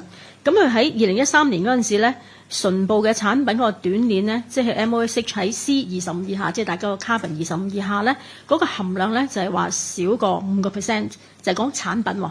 即係一支唇膏通常係大約3 gram 到啦嚇，咁3 gram 裡面嘅5%，大家再計算啦，就應該佢嗰陣時2013年嗰個建議咧，就係話個產品裡面嘅短鏈個 MOSH 咧，就含量應該係要少過5%。咁但係咧就去到2018年9月嗰陣時咧，就改為建議特定嘅礦物油嘅成分裡面咧 C25以下咧。即係呢一啲 hydrocarbons 啦嚇，中文就係碳氫化合物啦，嘅含量咧就唔應該超過5%。咁而所指嘅成分咧就係包括呢個特定礦物油嘅成分啦，即係包括部分混合嘅礦物油啦，同埋含有碳氫化合物嘅成分。咁而呢一個咧係講緊佢成分裡面啦，所以咧嗰個 base 即係個基準咧有少少係唔同，一個就係講產品，一個就係講成分。咁但係因為今次我哋嘅測試咧，就只可以產品嗰個嘅成品，即係嗰個產品自己啦嚇，個 finish product 我叫做去進行。咁但係咧就冇辦法係用嗰個原材料嗰個產品去進行呢個檢測咧，所以咧就只可以咧係用產品檢出嗰個嘅 MOSH 嗰個同埋佢類似物啦嚇嘅含量咧嚟推斷嗰個產品所用嘅成分咧係咪符合有關嘅建議。嗱咁我當然咧，其實我可以講解俾大家聽，呢、一個就係佢嗰個建議上邊嗰個嘅演變嚇，呢一個係 Cosmetics Europe。咁但係咧，其實從一個消費者保障嗰個嘅角度嚟睇咧，可能呢一度牽涉嘅嘢係比較技術性啲，但係最終對個消費者嚟講，就係究竟如果我係因為搽唇膏而食咗幾多 MOSH 或者 MOAH 落肚嘅啫。係咪？咁所以咧，我哋都係用翻呢一個最基本嘅消費者日常使用嗰個嘅習慣或者係嘅行為，咁然後用翻嗰個產品自己去檢出呢一個 MOSH， 咁而亦都可以作為一個消費者好重要嘅參考，因為大家靚得嚟都唔想因為咁而聚積咗好多呢啲咁嘅礦物油嘅物質喺我哋嘅肚裏面，喺我哋器官裏面。咁而今次嘅測試裏面呢，亦都係好明顯話俾我哋聽呢，係有廠商或者係品牌係做到嘅。咁即係話，若果佢哋揀選嘅原材料係揀選得好，個生產嘅過程監控做得好，咁同埋咧嗰啲嘅致敏嘅物質亦都係可以盡量去減低嘅話咧，咁其實消費者靚咧，就正如我哋今次嘅題所講咧，靚都可以好安全，就唔係話有呢啲嘅隱藏嘅風險存在喺我哋呢一個唇膏裏面咯。咁希望答到嗰個問題，係因為主要係嗰個當年嗰個建議啦嚇，喺2年裏面咧係有改變。仲有冇唇膏嘅問題？如果冇關於唇膏嘅問題呢，咁我哋可以去下一個題目啦。咁下一個題目呢，就係儲水式電熱水爐。我哋俾少少時間兩位主講者整理一下文件先。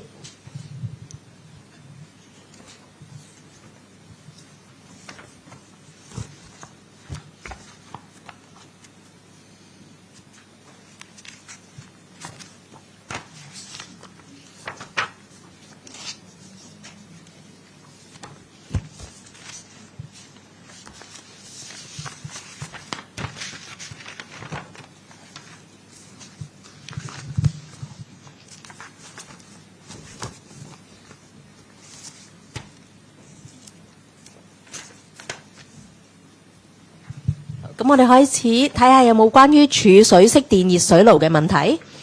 邊位有關於儲水式電熱水爐嘅問題？大家都好清楚，冇問題。OK，K 寶，唔該。因為啱啱聽到有3款其實係唔符合個監察嘅標準啦，咁所以想知下而家個能源效益標準係啦，跟住佢係交咗俾機電署嗰邊跟進嘅，咁想知跟進嘅情況係點？會唔會有啲係仲研究緊，定還是係有啲係禁用咗咁樣嘅呢個型號？唔該。嗱，大家睇我哋嘅雜誌第23版機電工程署個能源效益第2段就有講到嗰個而家個進展啦。咁而呢就亦都係將呢3款即係唔符合監察測試規定嘅型號呢，就已經通知咗個進口商啦。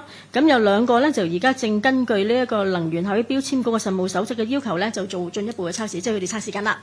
咁但係另外一款呢，就已經放棄去做呢一個測試啦，即係唔再進一步做呢個測試啦。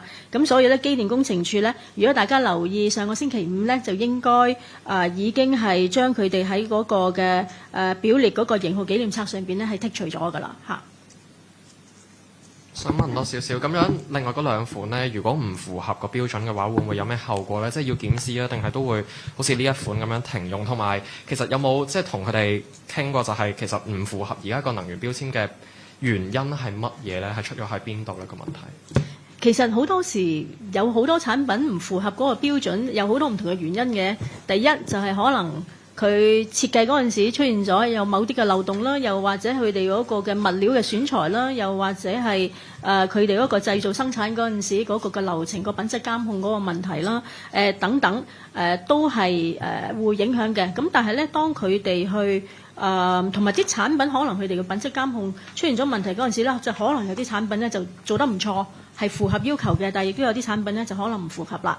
咁所以咧就好難去一概而論嘅。咁但係你問我佢哋嘅後果係點咧，就都要問翻機電工程署啦，因為佢哋而家正係做緊佢哋進一步嘅測試。咁當然都係好視乎嗰個結果，就會知道究竟佢哋會唔會需要好似另外一個頭先嗰個型號咁樣係要喺嗰個名冊上邊去剔除啦。咁但係若果佢哋係符合翻個要求嘅話，當然就可以繼續出售啦嚇。仲有冇關於熱水爐嘅問題？好，咁喺呢度想麻煩大家，即真係當大家報道呢個電熱水爐嗰陣時咧，記得提啲消費者我哋啲 tips，真係千祈唔好自行安裝啦，又或者係花灑式咧，就自己去安裝好多唔同嘅特色花灑啦，即係一定要跟翻係嗰個廠商嗰個嘅指定嗰啲型號先至好安裝啦，咁同埋嗰啲無排氣管式咧就即係亦都安裝嗰陣時，亦都係要小心，唔好亂咁加掣啦等等。因為呢一度係講緊真係安全嗰個嘅問題，咁啊不容忽視，同埋亦都唔可以掉以輕心。所以大家幫我哋去報導呢篇文章嗰陣時咧，都麻煩記住提消費者呢一啲嘅基本嘅安全嗰個嘅知識。想追問多少少熱水爐啦。其實今次即係同機電署一齊去做呢個測試啦。其實有冇話係邊個做主導咧？即係點解會促成到同機電署有合作呢件事咧？同埋測試嘅時候，即係兩邊個分工係點樣嘅？唔該。其實我哋同機電工程署咧，如果大家有跟開我哋好耐嘅新聞消費新聞咧，其實我哋每年都有同佢哋有一啲測試嘅項目合作嘅。咁今年咧，我哋揀咗呢一個儲水式電熱水爐啦。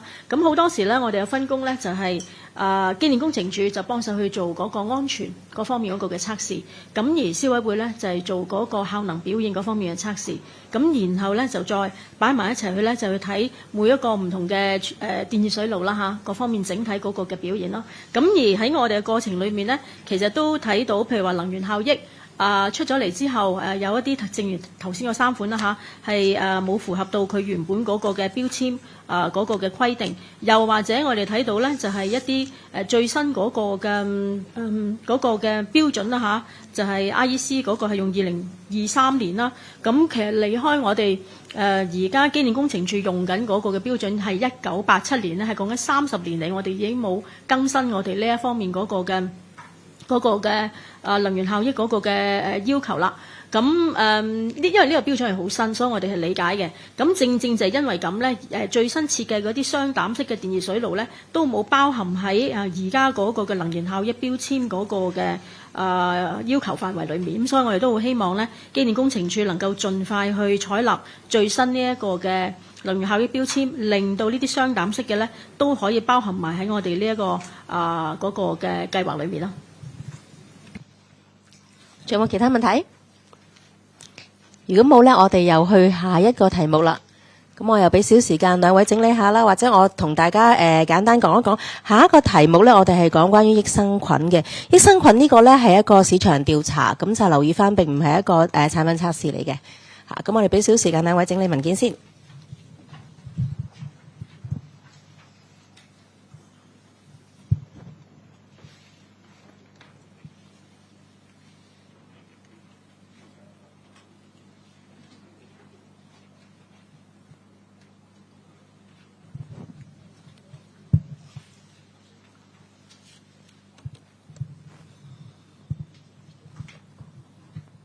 好，關於益生菌嘅問題係咪 K 寶有問題？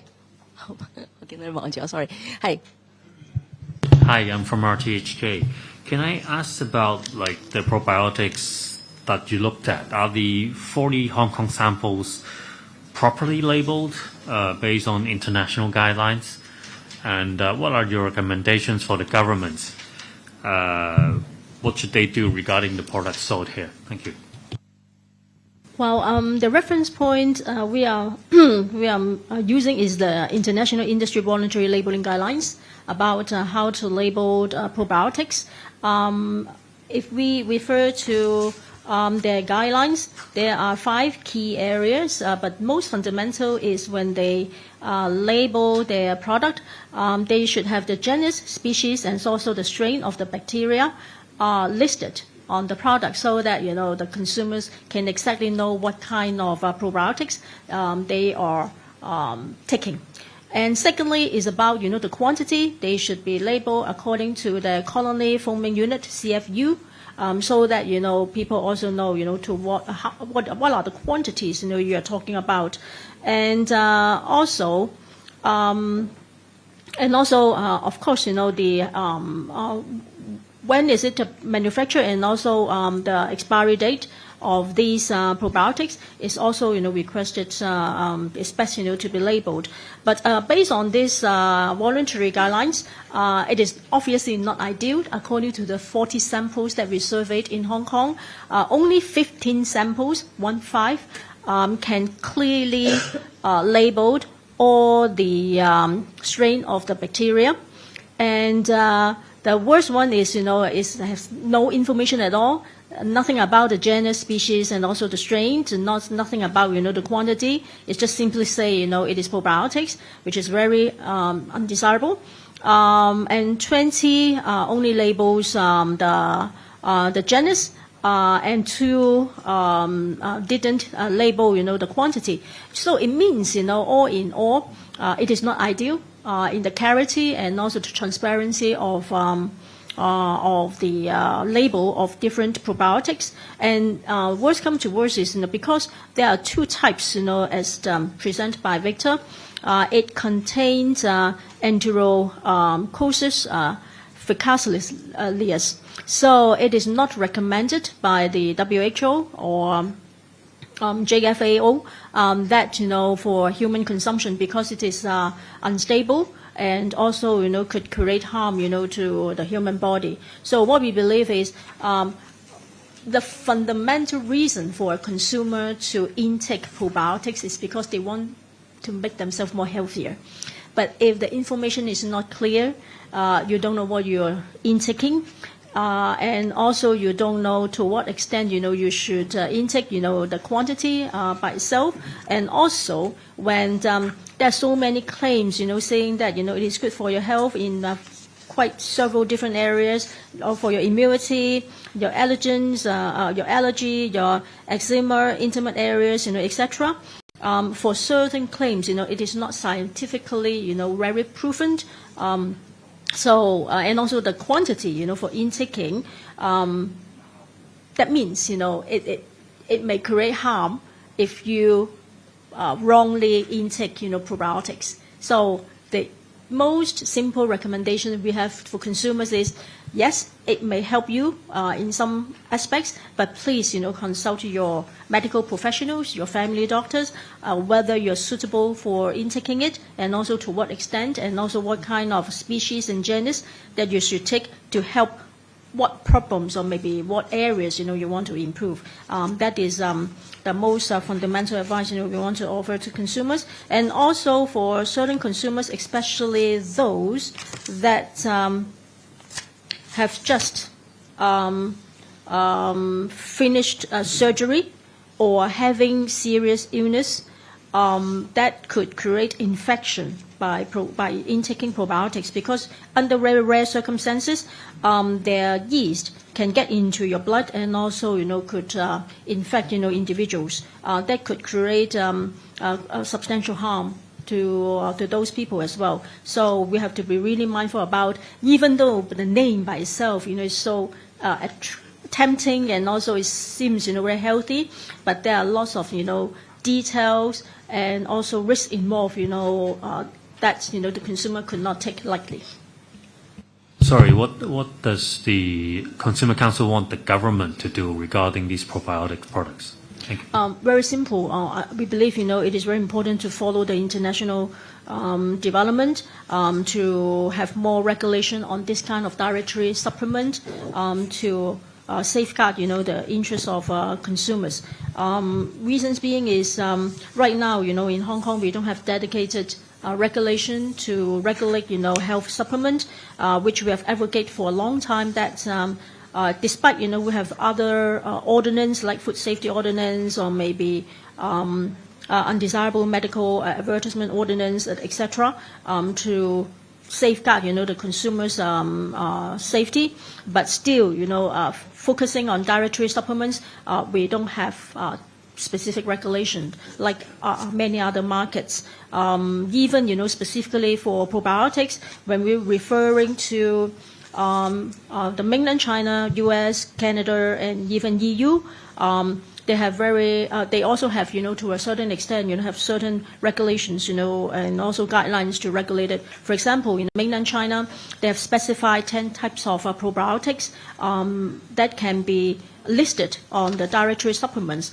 but the more risky enterococcus faecalis and also the enterococcus faecium cannot be listed. So if there are more specific requirements and guidelines and also regulation to regulate this kind of dietary supplement, that will be more useful and also helpful to consumers functionally. AM730。係唔該，都見到你哋真係有24宗嘅投訴啦，想問下，即係呢24宗嘅投訴主要係關於啲咩嘅咧？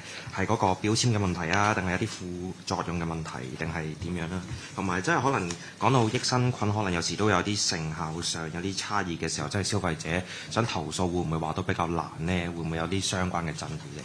唔該。講緊投訴先，其實呢24宗投訴咧就因為消費者唔會知道食完之後有啲咩問題嘅嚇，佢最多係冇呢一個正面嘅影響嘅啫，即係除非你係一啲長期病患或者係曾經嚴重病患啊嗰啲人士啦，咁嗰啲已經即刻去睇醫生或者入醫院㗎啦。咁但係我哋收到嘅投訴咧，就過去譬如話2023年嗰24宗裏面啦，好多係有關於網購啊。個網購咧就係買咗好多唔同嘅益生菌啦，可能買一樽幾樽咁樣，有啲咧就係原來送到嚟嗰陣時咧個產品已經好快到期㗎啦。咁樣好快到期嘅話，就算我每日根據佢個指示去食嘅話咧，都冇可能係食得晒嘅。咁所以咧就希望退貨啦。咁但係退貨嗰陣時亦都當然唔俾退啦，唔俾退嗰陣時自然會引起嘅爭議啦，係咪？咁另外一啲咧就真係遲唔送貨，係訂咗都冇送到嚟。咁所以呢一方面咧，亦都係有嗰個嘅爭議喺度。咁同埋咧，亦都係有啲咧就嚟到嗰陣時係發現，個標籤嗰度淨係得某一種嘅語言，咁但係咧可能佢哋睇唔明啊，咁樣就唔放心，咁所以咧亦都希望係退貨，係主要係呢啲嘅問題咯，就唔係話個產品嗰個質素。如果你話質素嘅話，主要係因為嗰個就嚟到期或者係送到嚟有一個別個案係已經過咗期，咁所以咧佢哋覺得係需要去退款，但係一退唔到款嘅話，就希望消委會去幫下佢哋手啦。咁第二條問題係咩話？唔好意思。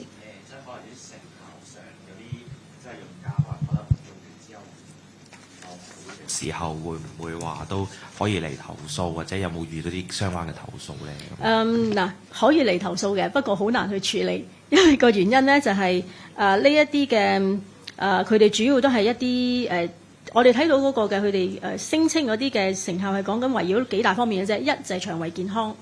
二就係嗰個免疫力會唔會有所提升？第三濕疹同埋敏感。第四咧就係女性私處部位嗰個嘅健康。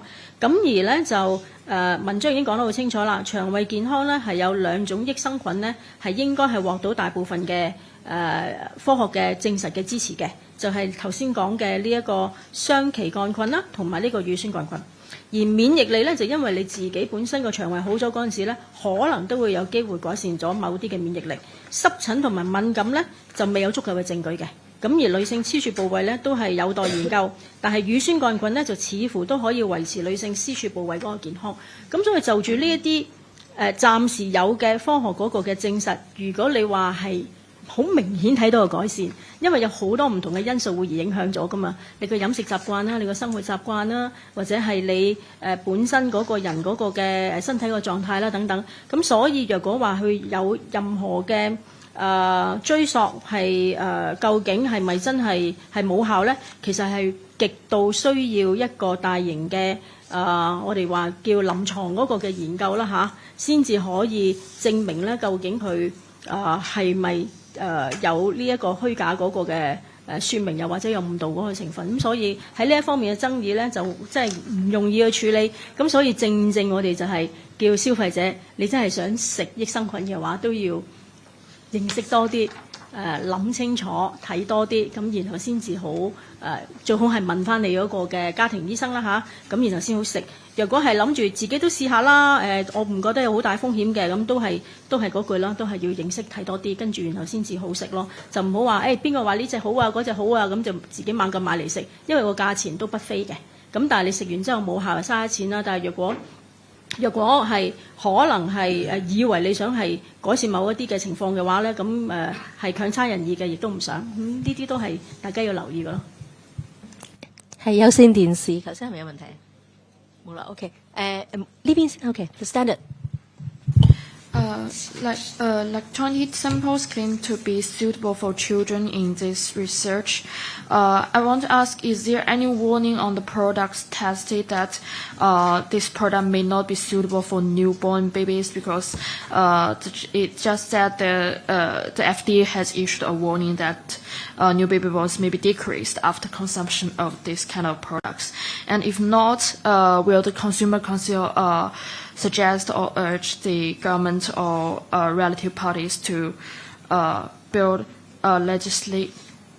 law or legislation to regulate that manufacturers must make it clear that the product may not be suitable for newborn babies?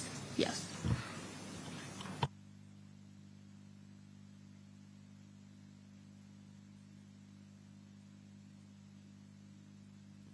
Well, as per our recommendation, the Consumer Council, we believe that newborn babies, the intestinal functions and the whole body immune system is not fully developed yet. So we do recommend that breastfeeding or baby powder formula, and we don't recommend baby intaking any other substance, including probiotics, because historically, breast milk has other ingredients that helps to help a child to grow and all that. So that means, in short, if the parents, shouldn't just simply give probiotics for the kids and even baby to eat. Because they are not yet developed, and also that requires really professional medical advice before letting the kids and also baby to take probiotics. So we don't recommend that at all. Even though the product said for certain age, this time we have one product claiming it could be for 1 year old before. 10 samples saying that they can have H1 and above to eat, and another 10 samples saying it could be suitable for age 2 to 6. But still, what we believe is for prudence sake, you don't want to warn your kids get sick, right? So it's better to ask your family doctor, especially for your children, whether they should have this. If they have a constipation problem, it could be for other reasons. They may have other ways to resolve it instead of simply taking probiotics. So we have to be mindful about it, especially in overseas. As we state in the press release already, it could be fatal. So you couldn't undermine the risk of doing it by yourself. So should the manufacturer label a warning that this product may be not suitable for newborns or should not be used for newborns? Because maybe some parents, they don't know the knowledge. That is a little bit technical, but of course, the more warning statements about, the limitations and also the risk of having, infants or kids, to take would be more safeguarding, to this specific consumer segment group. But what we believe is fundamental is about regulation. We don't have specific regulation on dietary supplement and also functional foods. So when we refer to other places like the mainland, the EU, and also Canada, they have their provide certain guidelines and also requirements already. So we should follow suit and offer more protection to consumers in Hong Kong. 下一條問題 Now TV。係你好啊 ，Now TV 嗰邊，咁想問下咧，就話啱啱出世 BB 唔啱食用呢個益生菌啦，咁想問下有冇話咁建議幾多歲嘅小朋友其實就可以食用咧？因為從你話啱啱出世就話唔適合食啦，咁去到幾多歲啦？佢哋真係先至可以叫做食用咧？咁呢啲家長可能都唔知啦。咁另外啱啱都有講到嗰個糞腸球菌咧，就話唔建議係作呢個益生菌俾人類係食用啦。咁有冇話其實同政府會唔會有啲乜嘢措施啊，或者商討就可能真係禁用可能呢一啲嘅益生菌係香港市面上即係俾市民買到咁樣咧？唔該。嗱，兒童幾多歲適合用咧？我哋會唔會先會俾到一個特定答案咧？即係抱歉，我哋未必可以俾到，因為咧就每一個細路仔嗰個嘅發育咧，嗰個嘅情況都唔同。咁啊，初生嬰兒啊嗰啲就肯定就唔建議㗎啦，或者係要非常之小心㗎啦。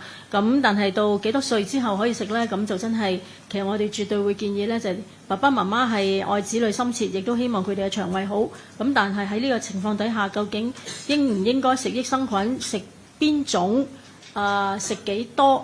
咁其實都真係因人而異嘅。咁所以我哋都會建議呢，就係去睇翻你自己嗰個家庭醫生去問翻嘅話呢，就會比較合適啲。咁同埋記住，大家唔係淨係食益生菌先可以改善到腸胃嘅健康噶嘛。咁我哋喺文中都有提及啦，有好多嘅天然嘅食物都係可以提供到好多唔同嘅好嘅益生菌㗎。譬如話我哋啲 yogurt 啦，或者係一啲嘅發酵嘅食物啦，又或者係食多啲嘅蔬菜啊等等，其實都係一啲好天然嘅食物，就可以幫助到一個人嗰個腸胃嘅健康。係咪真係一定要食益生菌呢？咁呢一個就所以大家都係要自己去考慮嘅一個題目嚟嘅，係咪？咁第二條問題係，唔好意思，仲有冇第二條問題？講嗰個糞腸球菌啦，你話唔建議益生菌，即係當作益生菌食用，即係會唔會同政府有啲乜嘢措施或者商討，即係禁止呢一啲嘅益生菌喺市面流出？因為講到話真係有好大嘅一啲被污染或者變成一啲致病菌嘅風險咁樣。唔該。嗱，咁其實我哋參考兩個地方啦，一個就我哋嘅中國內地啦。其實咧嗰個粉腸球菌啦，同埋屎腸球菌咧，就已經唔可以喺佢哋列表上邊㗎啦。佢哋嘅列表咧，只係有10種嘅益生菌可以列出喺用喺呢個膳食補充劑嘅作為益生菌嘅啫。咁所以咧就已經係好清楚列明啦。咁譬如話台灣啦，亦都係講到明咧，就係未經確認佢嘅食用安全之前呢，就唔可以作為食品個原材料使用嘅。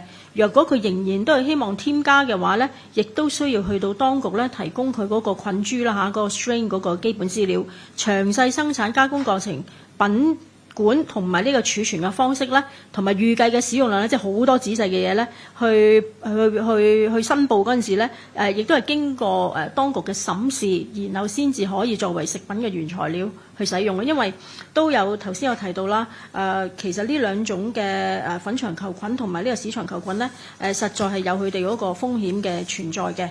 咁所以可以睇到，若果有一個特定嘅法例，同埋係喺一啲有風險嘅範疇或者菌種裏面係加以監管嘅話咧，咁其實對消費者嗰個嘅健康咧都可以有啲保障咯，有多啲保障。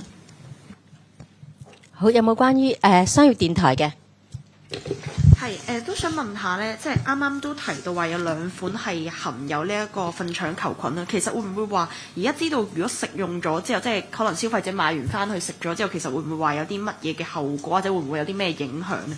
另外都想問翻呢，就係後面有講到話有20款而家係聲稱兒童專用或者啱用兒童食，有冇話佢哋本身喺嗰個 product 上面有冇話顯示到其實係適合幾多歲食用啦，或者係符合係幾多歲以上？因為你都提到就係唔好俾初生嬰兒食用啦，因為係啦，唔好俾初生嬰兒食用，所以想知道其實佢自己本身有冇寫到話其實係幾多歲以上先可以食用？唔該。嗰啲產品係嘛？嗱，我再講一次，因為頭先我可能講得唔係咁清楚，所以我再講清楚啲嚇。嗱，頭先呢就係、其實咧喺20款適用兒童嘅益生菌，話佢聲稱係適用於兒童嘅益生菌樣本裏面呢，就有0歲以上嘅呢就係1款，6個月以上呢就係2款，1歲或以上呢就7款，2歲至到6歲以上呢就係其餘嗰10款。咁即係總共有20款呢，就話適用於兒童嘅益生菌嗰個樣本。咁希望可以解釋清楚嗰個樣本嗰個嘅分佈啦。嚇，咁呢個第一點。第二點係糞腸球菌食後有啲咩後果或者影響？糞腸球菌，好，你等等啊。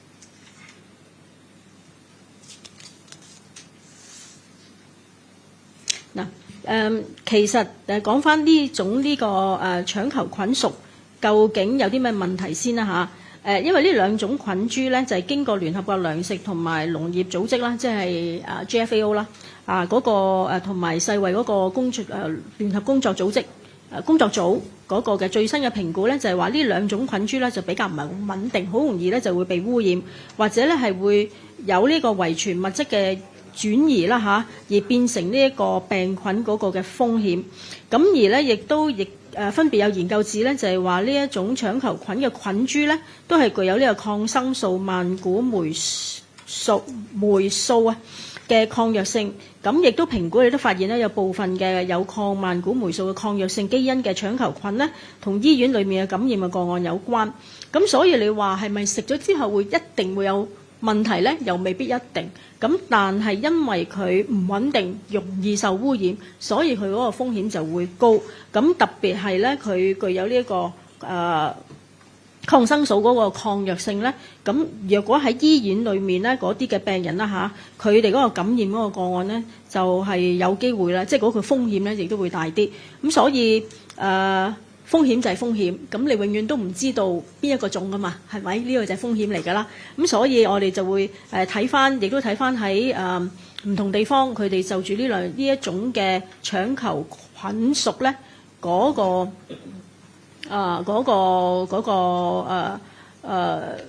嘅情況咧，咁所以亦都係大家會根據海外嗰個即係唔同地方嗰個嘅法例啦嚇，或者係嗰個嘅指引咧，都係唔建議咧就擺喺呢一啲嘅 dietary 即係嗰啲食物裏面。咁嗱，再有補充資料咧，就係粉腸球菌嘅樣本咧，就係一款咧就冇寫到適用嘅年齡嘅，一款咧就係寫6歲以上。咁啊，補充翻呢個資料俾大家。好，仲有冇關於《東方日報》？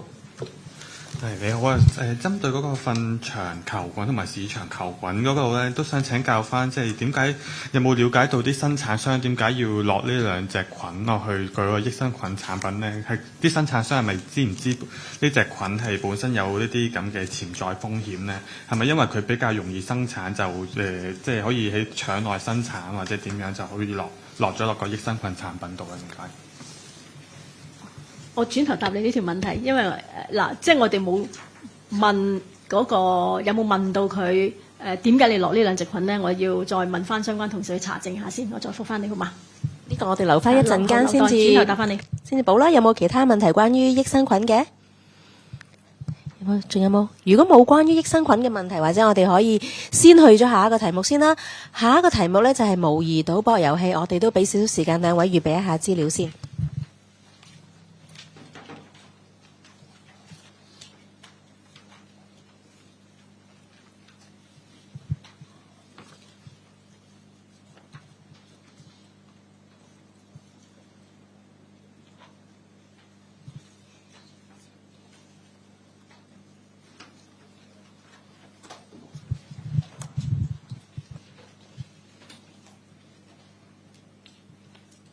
好，咁我哋睇一睇關於模擬賭博遊戲，大家有冇啲咩問題嘅？係邊位有關於模擬賭博遊戲嘅問題？係TVB 係咪？想問下頭先模擬賭博遊戲講到有唔同嘅漏洞啦，但係只係有2宗嘅投訴，會唔會覺得係被低估咗？會唔會係覺得即係市民其實覺得呢類嘅 game 或者課金係冇問題嘅咧？同埋嗰2宗嘅投訴個案，可唔可以講下係關於啲咩？係關於受騙啦，定還是可能係頭先講嘅年青人沉迷嘅問題咧？唔該。嗱，喺過去嗰段時間咧，雖然嗰啲投訴唔多啊嚇，個數字咧係總共加埋埋咧就係8宗，即係過去嗰3年。但我都同埋嗰個銀碼看似唔係好大，咁但係都要講一講裡面嗰個嘅內容，因為我覺得都係反映咗我哋今次點解要做呢一篇文章同埋研究嗰個嘅原因。咁有一個咧就係好簡單地就係個細路仔就係玩咗，咁因為係未成年啦嚇，咁個嗰個父母咧就係即係佢話就佢係喺佢唔知情嘅情況底下咧，就充值咗消費，就係9490蚊嗰個。咁所以咧就好希望咧就可以退款。咁呢一度咧就係一啲係我哋過往都已經睇到嘅題目。咁但係咧亦都係咧真係有消費者咧係會嚟投訴咧，就係呢一個就係佢嘅應用程式就係用信用卡付款買遊戲幣玩，就唔能夠提現啦嚇。咁但係咧就係大量課金呢個係消費者自己寫入嚟話俾我聽，佢大量課金之後咧都一直喺度輸，佢用輸呢一隻字去形容啦。咁而抽寶箱抽好多次咧，都唔能夠獲到心儀嘅遊戲物品。佢真係問我哋，請問我應該點做咧？佢問消委會，佢應該點做？嗱，佢寫入嚟嗰陣時就係咁樣啦。咁你諗下，其實佢係真係諗緊，我好想要嗰個寶箱。我已經俾咗好多錢啦，已經輸咗好多次啦。咁但係我仍然都攞唔到個寶箱，咁我點算呢？係咪？即係呢個就係消費者佢同我哋嗰個嘅申訴。咁另外呢，另外一個呢，亦都係消費者寫入嚟㗎，不斷喺網上面增值，但係日日即輸即冇晒。不斷網上增值嚇，但日日即輸即刻冇晒。投訴呢，呢個遊戲好唔公平。有啲呢，就可以係可能呢。就係用呢一個非法買賣分數，咁佢哋就已經可以好快就升級啦。但係呢，佢係用翻自己嘅錢不斷咁樣增值，但係又冇話俾我聽個機率係有幾高。咁冇任何證據底下呢，佢去上訴啦，去嗰個同嗰個遊戲平台上訴啦。但係嗰啲服務員嘅態度亦都係極差，遲遲都唔覆佢。咁呢，佢呢就話佢日日增值，就日日冇，即係日日都冇贏過嚇。咁所以呢，又點算呢？呢個就係消費者寫入嚟嗰陣時就問我哋佢點算，咁我哋梗係會話俾佢聽，你不如唔好玩啦，係咪嚇？咁或者即係點樣去幫你爭取翻你自己想要嘅嘢咧？咁呢樣嘢就比較困難嘅，因為呢一個係冇機率噶嘛，係咪？咁仲有咧嗱，呢一個亦都係佢後尾冇俾到資料我哋，所以我哋冇得跟進。佢講到明我係未滿18歲㗎，但係我喺一個手遊裏面咧就係付錢購買商品已經去到2萬蚊啦。其實都唔細嘅喎，個人碼係咪？我嘅家人呢，因為我先知道咧，我失去咗呢一個咁大量嘅金錢呢，佢哋希望可以獲得退款。咁佢哋自己爭取呢，就退款失敗。咁希望我哋幫佢呢去爭取翻退翻個課金俾佢。嗱呢一啲呢，就係仲有一個比較細啲嘅銀碼嘅78蚊啫，就係話佢係透過嗰個平台啦嚇，呢個網上遊戲呢。就係買一個 VIP 特權78蚊啫，咁看似好小事啦。咁但係咧，佢原來等極都等唔到呢一個遊戲商咧去提供佢呢個 VIP 特權喎。咁佢就覺得咧就好唔憤氣啦，因為我明明俾咗錢去買㗎啦嘛，咁但係你又唔俾我，咁啊要求退款啦。咁但係咧亦都俾人拒絕咗喎，咁所以咧佢再上訴咧又唔得，咁佢又覺得自己好唔抵啦，因為咧我俾咗 VIP 特權，俾埋錢，咁。揾極你都唔俾翻個 VIP 特權我，咁去咗成4、5次嘅聯絡，咁卒之佢都放棄啦，佢就揾消委會求助，你俾翻個 VIP 特權我咯。咁卒之我哋真係幫佢揾翻個 VIP 特權俾佢，類似嘅嘢啦嚇。咁雖然係寥寥幾宗投訴啊，但係點解我講得咁細緻呢？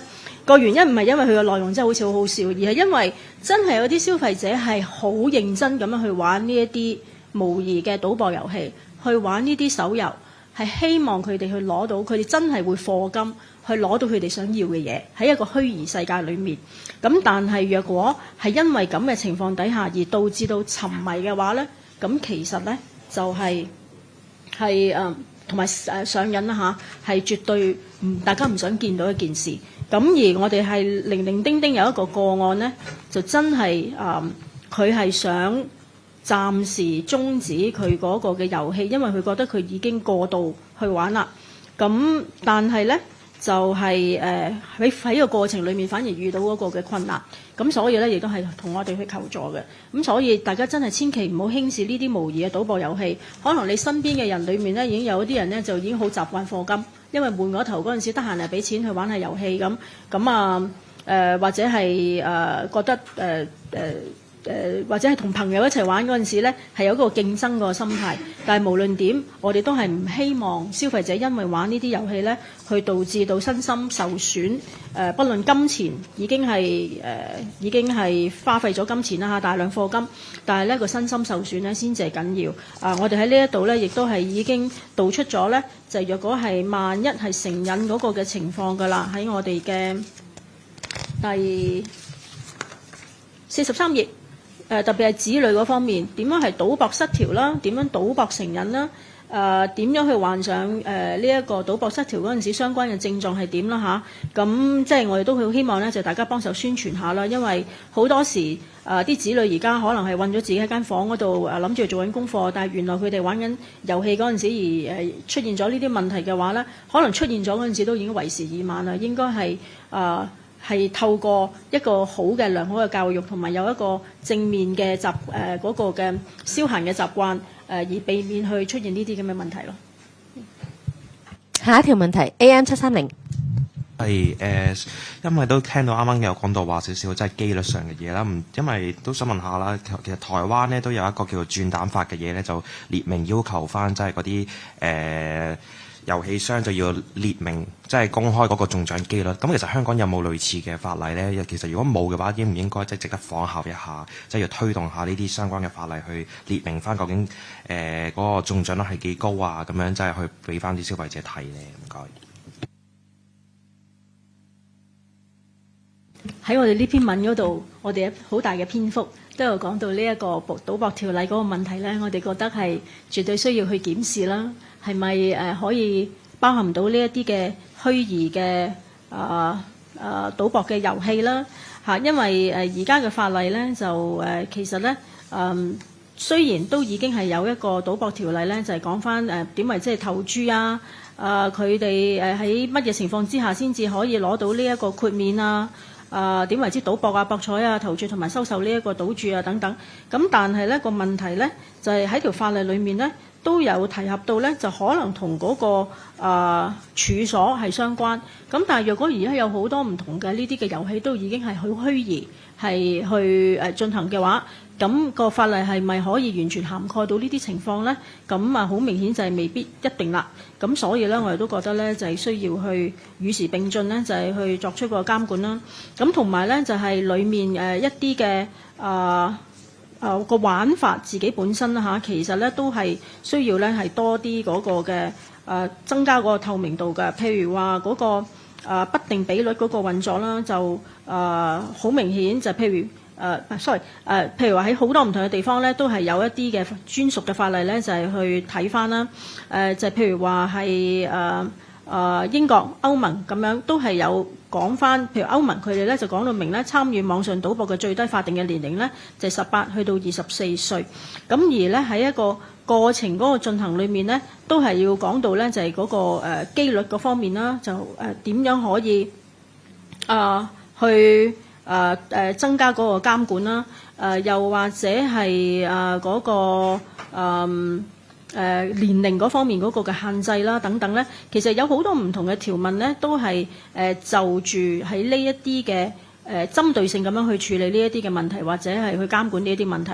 咁我又覺得而家香港呢條法例咧，唔係話冇法例，咁但係咧係咪係完全可以涵蓋到而家嗰個嘅消費嗰個嘅市場個改變啦嚇？同埋嗰個嘅監管嘅需要咧，我哋覺得係絕對有空間去改善，同埋亦都希望咧係可以盡快去處理呢個問題啦。因為網上邊嘅世界就係每日已經有好多新嘅遊戲推出啦，係咪嚇？咁有咁多新嘅遊戲推出嗰陣時，越嚟越容易去沉迷或者係去成癮嘅話咧，係我哋睇唔到嘅，咁唔想見到嘅。咁所以希望係會即係要盡快去處理呢一個問題咯。好，K 寶。你好，我想問下雜誌裏面有提過咧，有嗰個 RNG 即係隨機電腦算法嗰個嘢啦，即係其實咧即係好啱啱你講過，有好多人都話個遊戲唔公平咁樣啦。咁而家呢6間即係遊戲，其實佢哋都係有5間就話冇啦，有1間就話就證實唔到日期係幾耐。其實呢個喺遊戲監管上面個問題係咪都要檢討咧？即是消費者其實佢哋玩嘅時候，其實知唔知道其實係冇呢一樣嘢，即係其實冇呢樣嘢係咪代表唔公平咧？而消費者係知唔知嘅咧？我哋冇做一個研究問消費者，你玩遊戲嗰陣時咧，你知唔知呢一樣嘢？即係冇一個消費者行為嘅研究去睇呢樣嘢。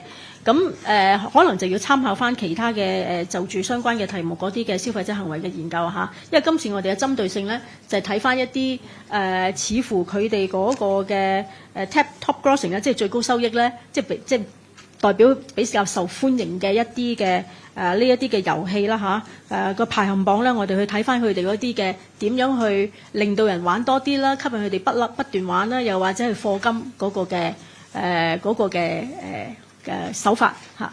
咁所以咧就唔係話針對喺消費者個行為嗰方面，咁但係都係嗰句啦，就係呢一個都係一個合約嚟嘅，因為雖然可能課金係自然有金錢交易啦，但係你吸引人玩嘅話咧，都係一個某程度上咧係一個吸引人嘅方法。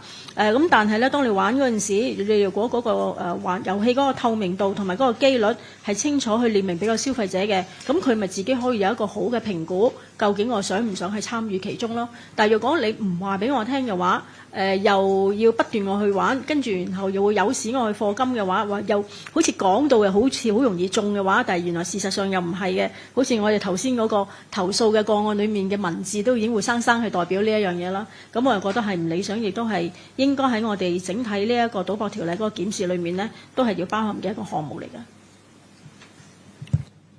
係，星島日報係唔該。你好啊，想問咧，其實今次呢個睇你哋查詢嘅項目都係一啲模擬賭博，即係啲老虎機啊、鋤大啲啊，呢啲都好直觀係一啲賭博同賭博有關嘅遊戲。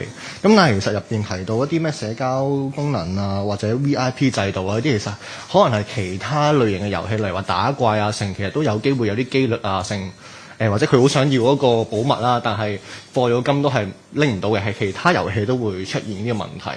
咁其實你哋有冇掌握到即係類似嘅手機遊戲，撇除開模擬賭場嘅一啲數字，有冇啲投訴個案啊？成你哋係掌握到，其實係其他遊戲都有類似嘅情況出現咧。咁會唔會都係因為其他遊戲唔係寫明話係賭博啊嘛？會唔會更加容易令到消費者即係步入呢個陷阱啊，或者沉迷落去咧？唔該。嗱，其實咧，我哋喺等我睇翻邊年嚇，我哋係第531期嘅選擇月刊嗰度咧，我睇翻個年份咧，因為我哋知531期啫。喺個選擇月刊裏面咧，我哋都係已經講手遊嗰個嘅實施5大手法咧，係促玩家課金。咁其實咧，裡面嗰啲手法咧係萬變不離其宗，都係嗰啲手法。咁啊，大家可以睇翻呢個就係我哋當年嗰陣時嗰篇文章嚇，咁啊大家可以作為參考。其實咧呢啲咁嘅 in-game purchase 咧，個手法真係好似嘅，好多時都係抽獎啦，好容易吸引你去好多期間限定啦、新手嘅禮包啦、持續課金獎勵啦，又或者係以抽獎嘅形式取得啦、VIP 啦、月卡啦、訂閱制度啦、課金宣傳推廣啦，都係呢啲咁嘅手法。其實不論其實佢嗰個遊戲嘅形式可以係上千萬種，有啲係類似賭博嘅形式，但係有啲咧係一個真係純遊戲。咁但係無論點，佢哋去令到嗰個消費者課金嗰個嘅手法咧，都係萬變不離其宗。咁所以咧，我哋都係覺得喺手遊嗰方面咧，其實喺第二度咧都係有一啲監管嘅制度嘅嚇。咁賭博條例咁更加，因為今次係近似賭博啦嚇。譬如話你玩啲老虎機啊，去試你嗰個嘅運氣啊等等，其實更加似去賭博嗰啲嘅類別。咁所以我哋都會覺得咧係整體成件事喺嗰個賭博條例啦，同埋喺呢啲嘅手遊嗰方面呢，都應該係要真係全面去檢視，去做翻相關嘅監管，令到玩得嚟都係唔會因為咁而沉迷成癮，亦都唔會導致到身心不健康咯。仲有冇其他問題？關於模擬賭博遊戲嘅其他問題，如果冇呢，我哋要去到最後嗰個題目啦，就係醫療儀器嘅投訴。咁頭先都分享咗兩個個案啦，咁跟住我哋俾啲時間兩位整理啲文件之後，我哋就開始就住醫療儀器投訴嘅個案呢，可以做一啲嘅提問嘅。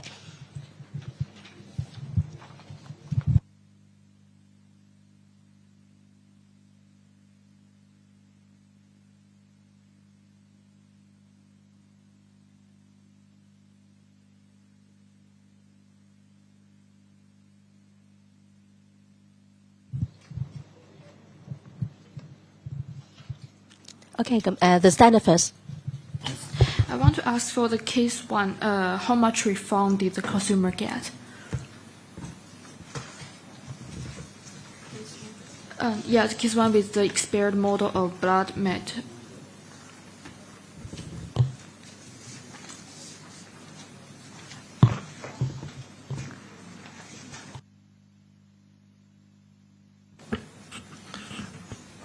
With our help, the retailer agreed to return $28,000 to back to the complainants, and but I think it's important to share with you that over the past 3 years, the successful cases only achieved 29%.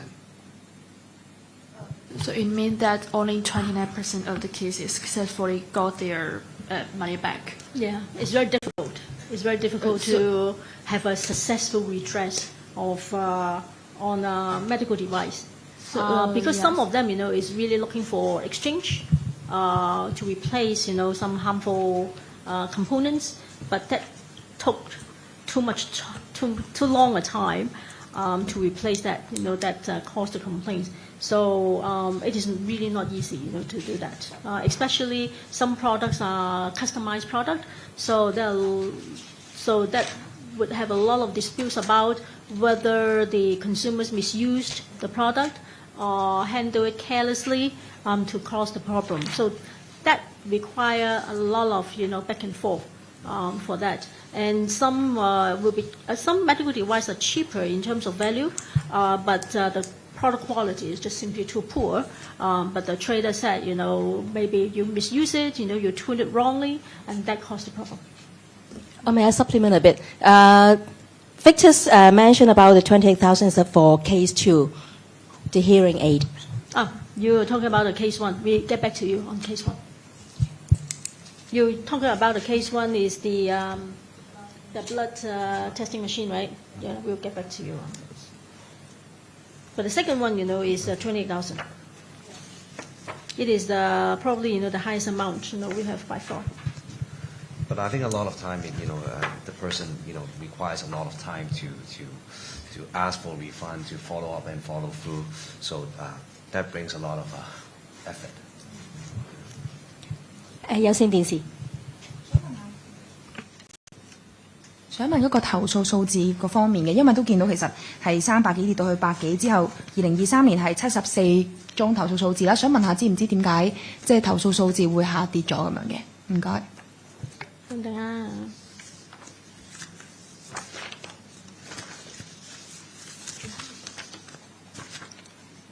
因為點解我哋會有所下降呢？就係因為其中呢，就係有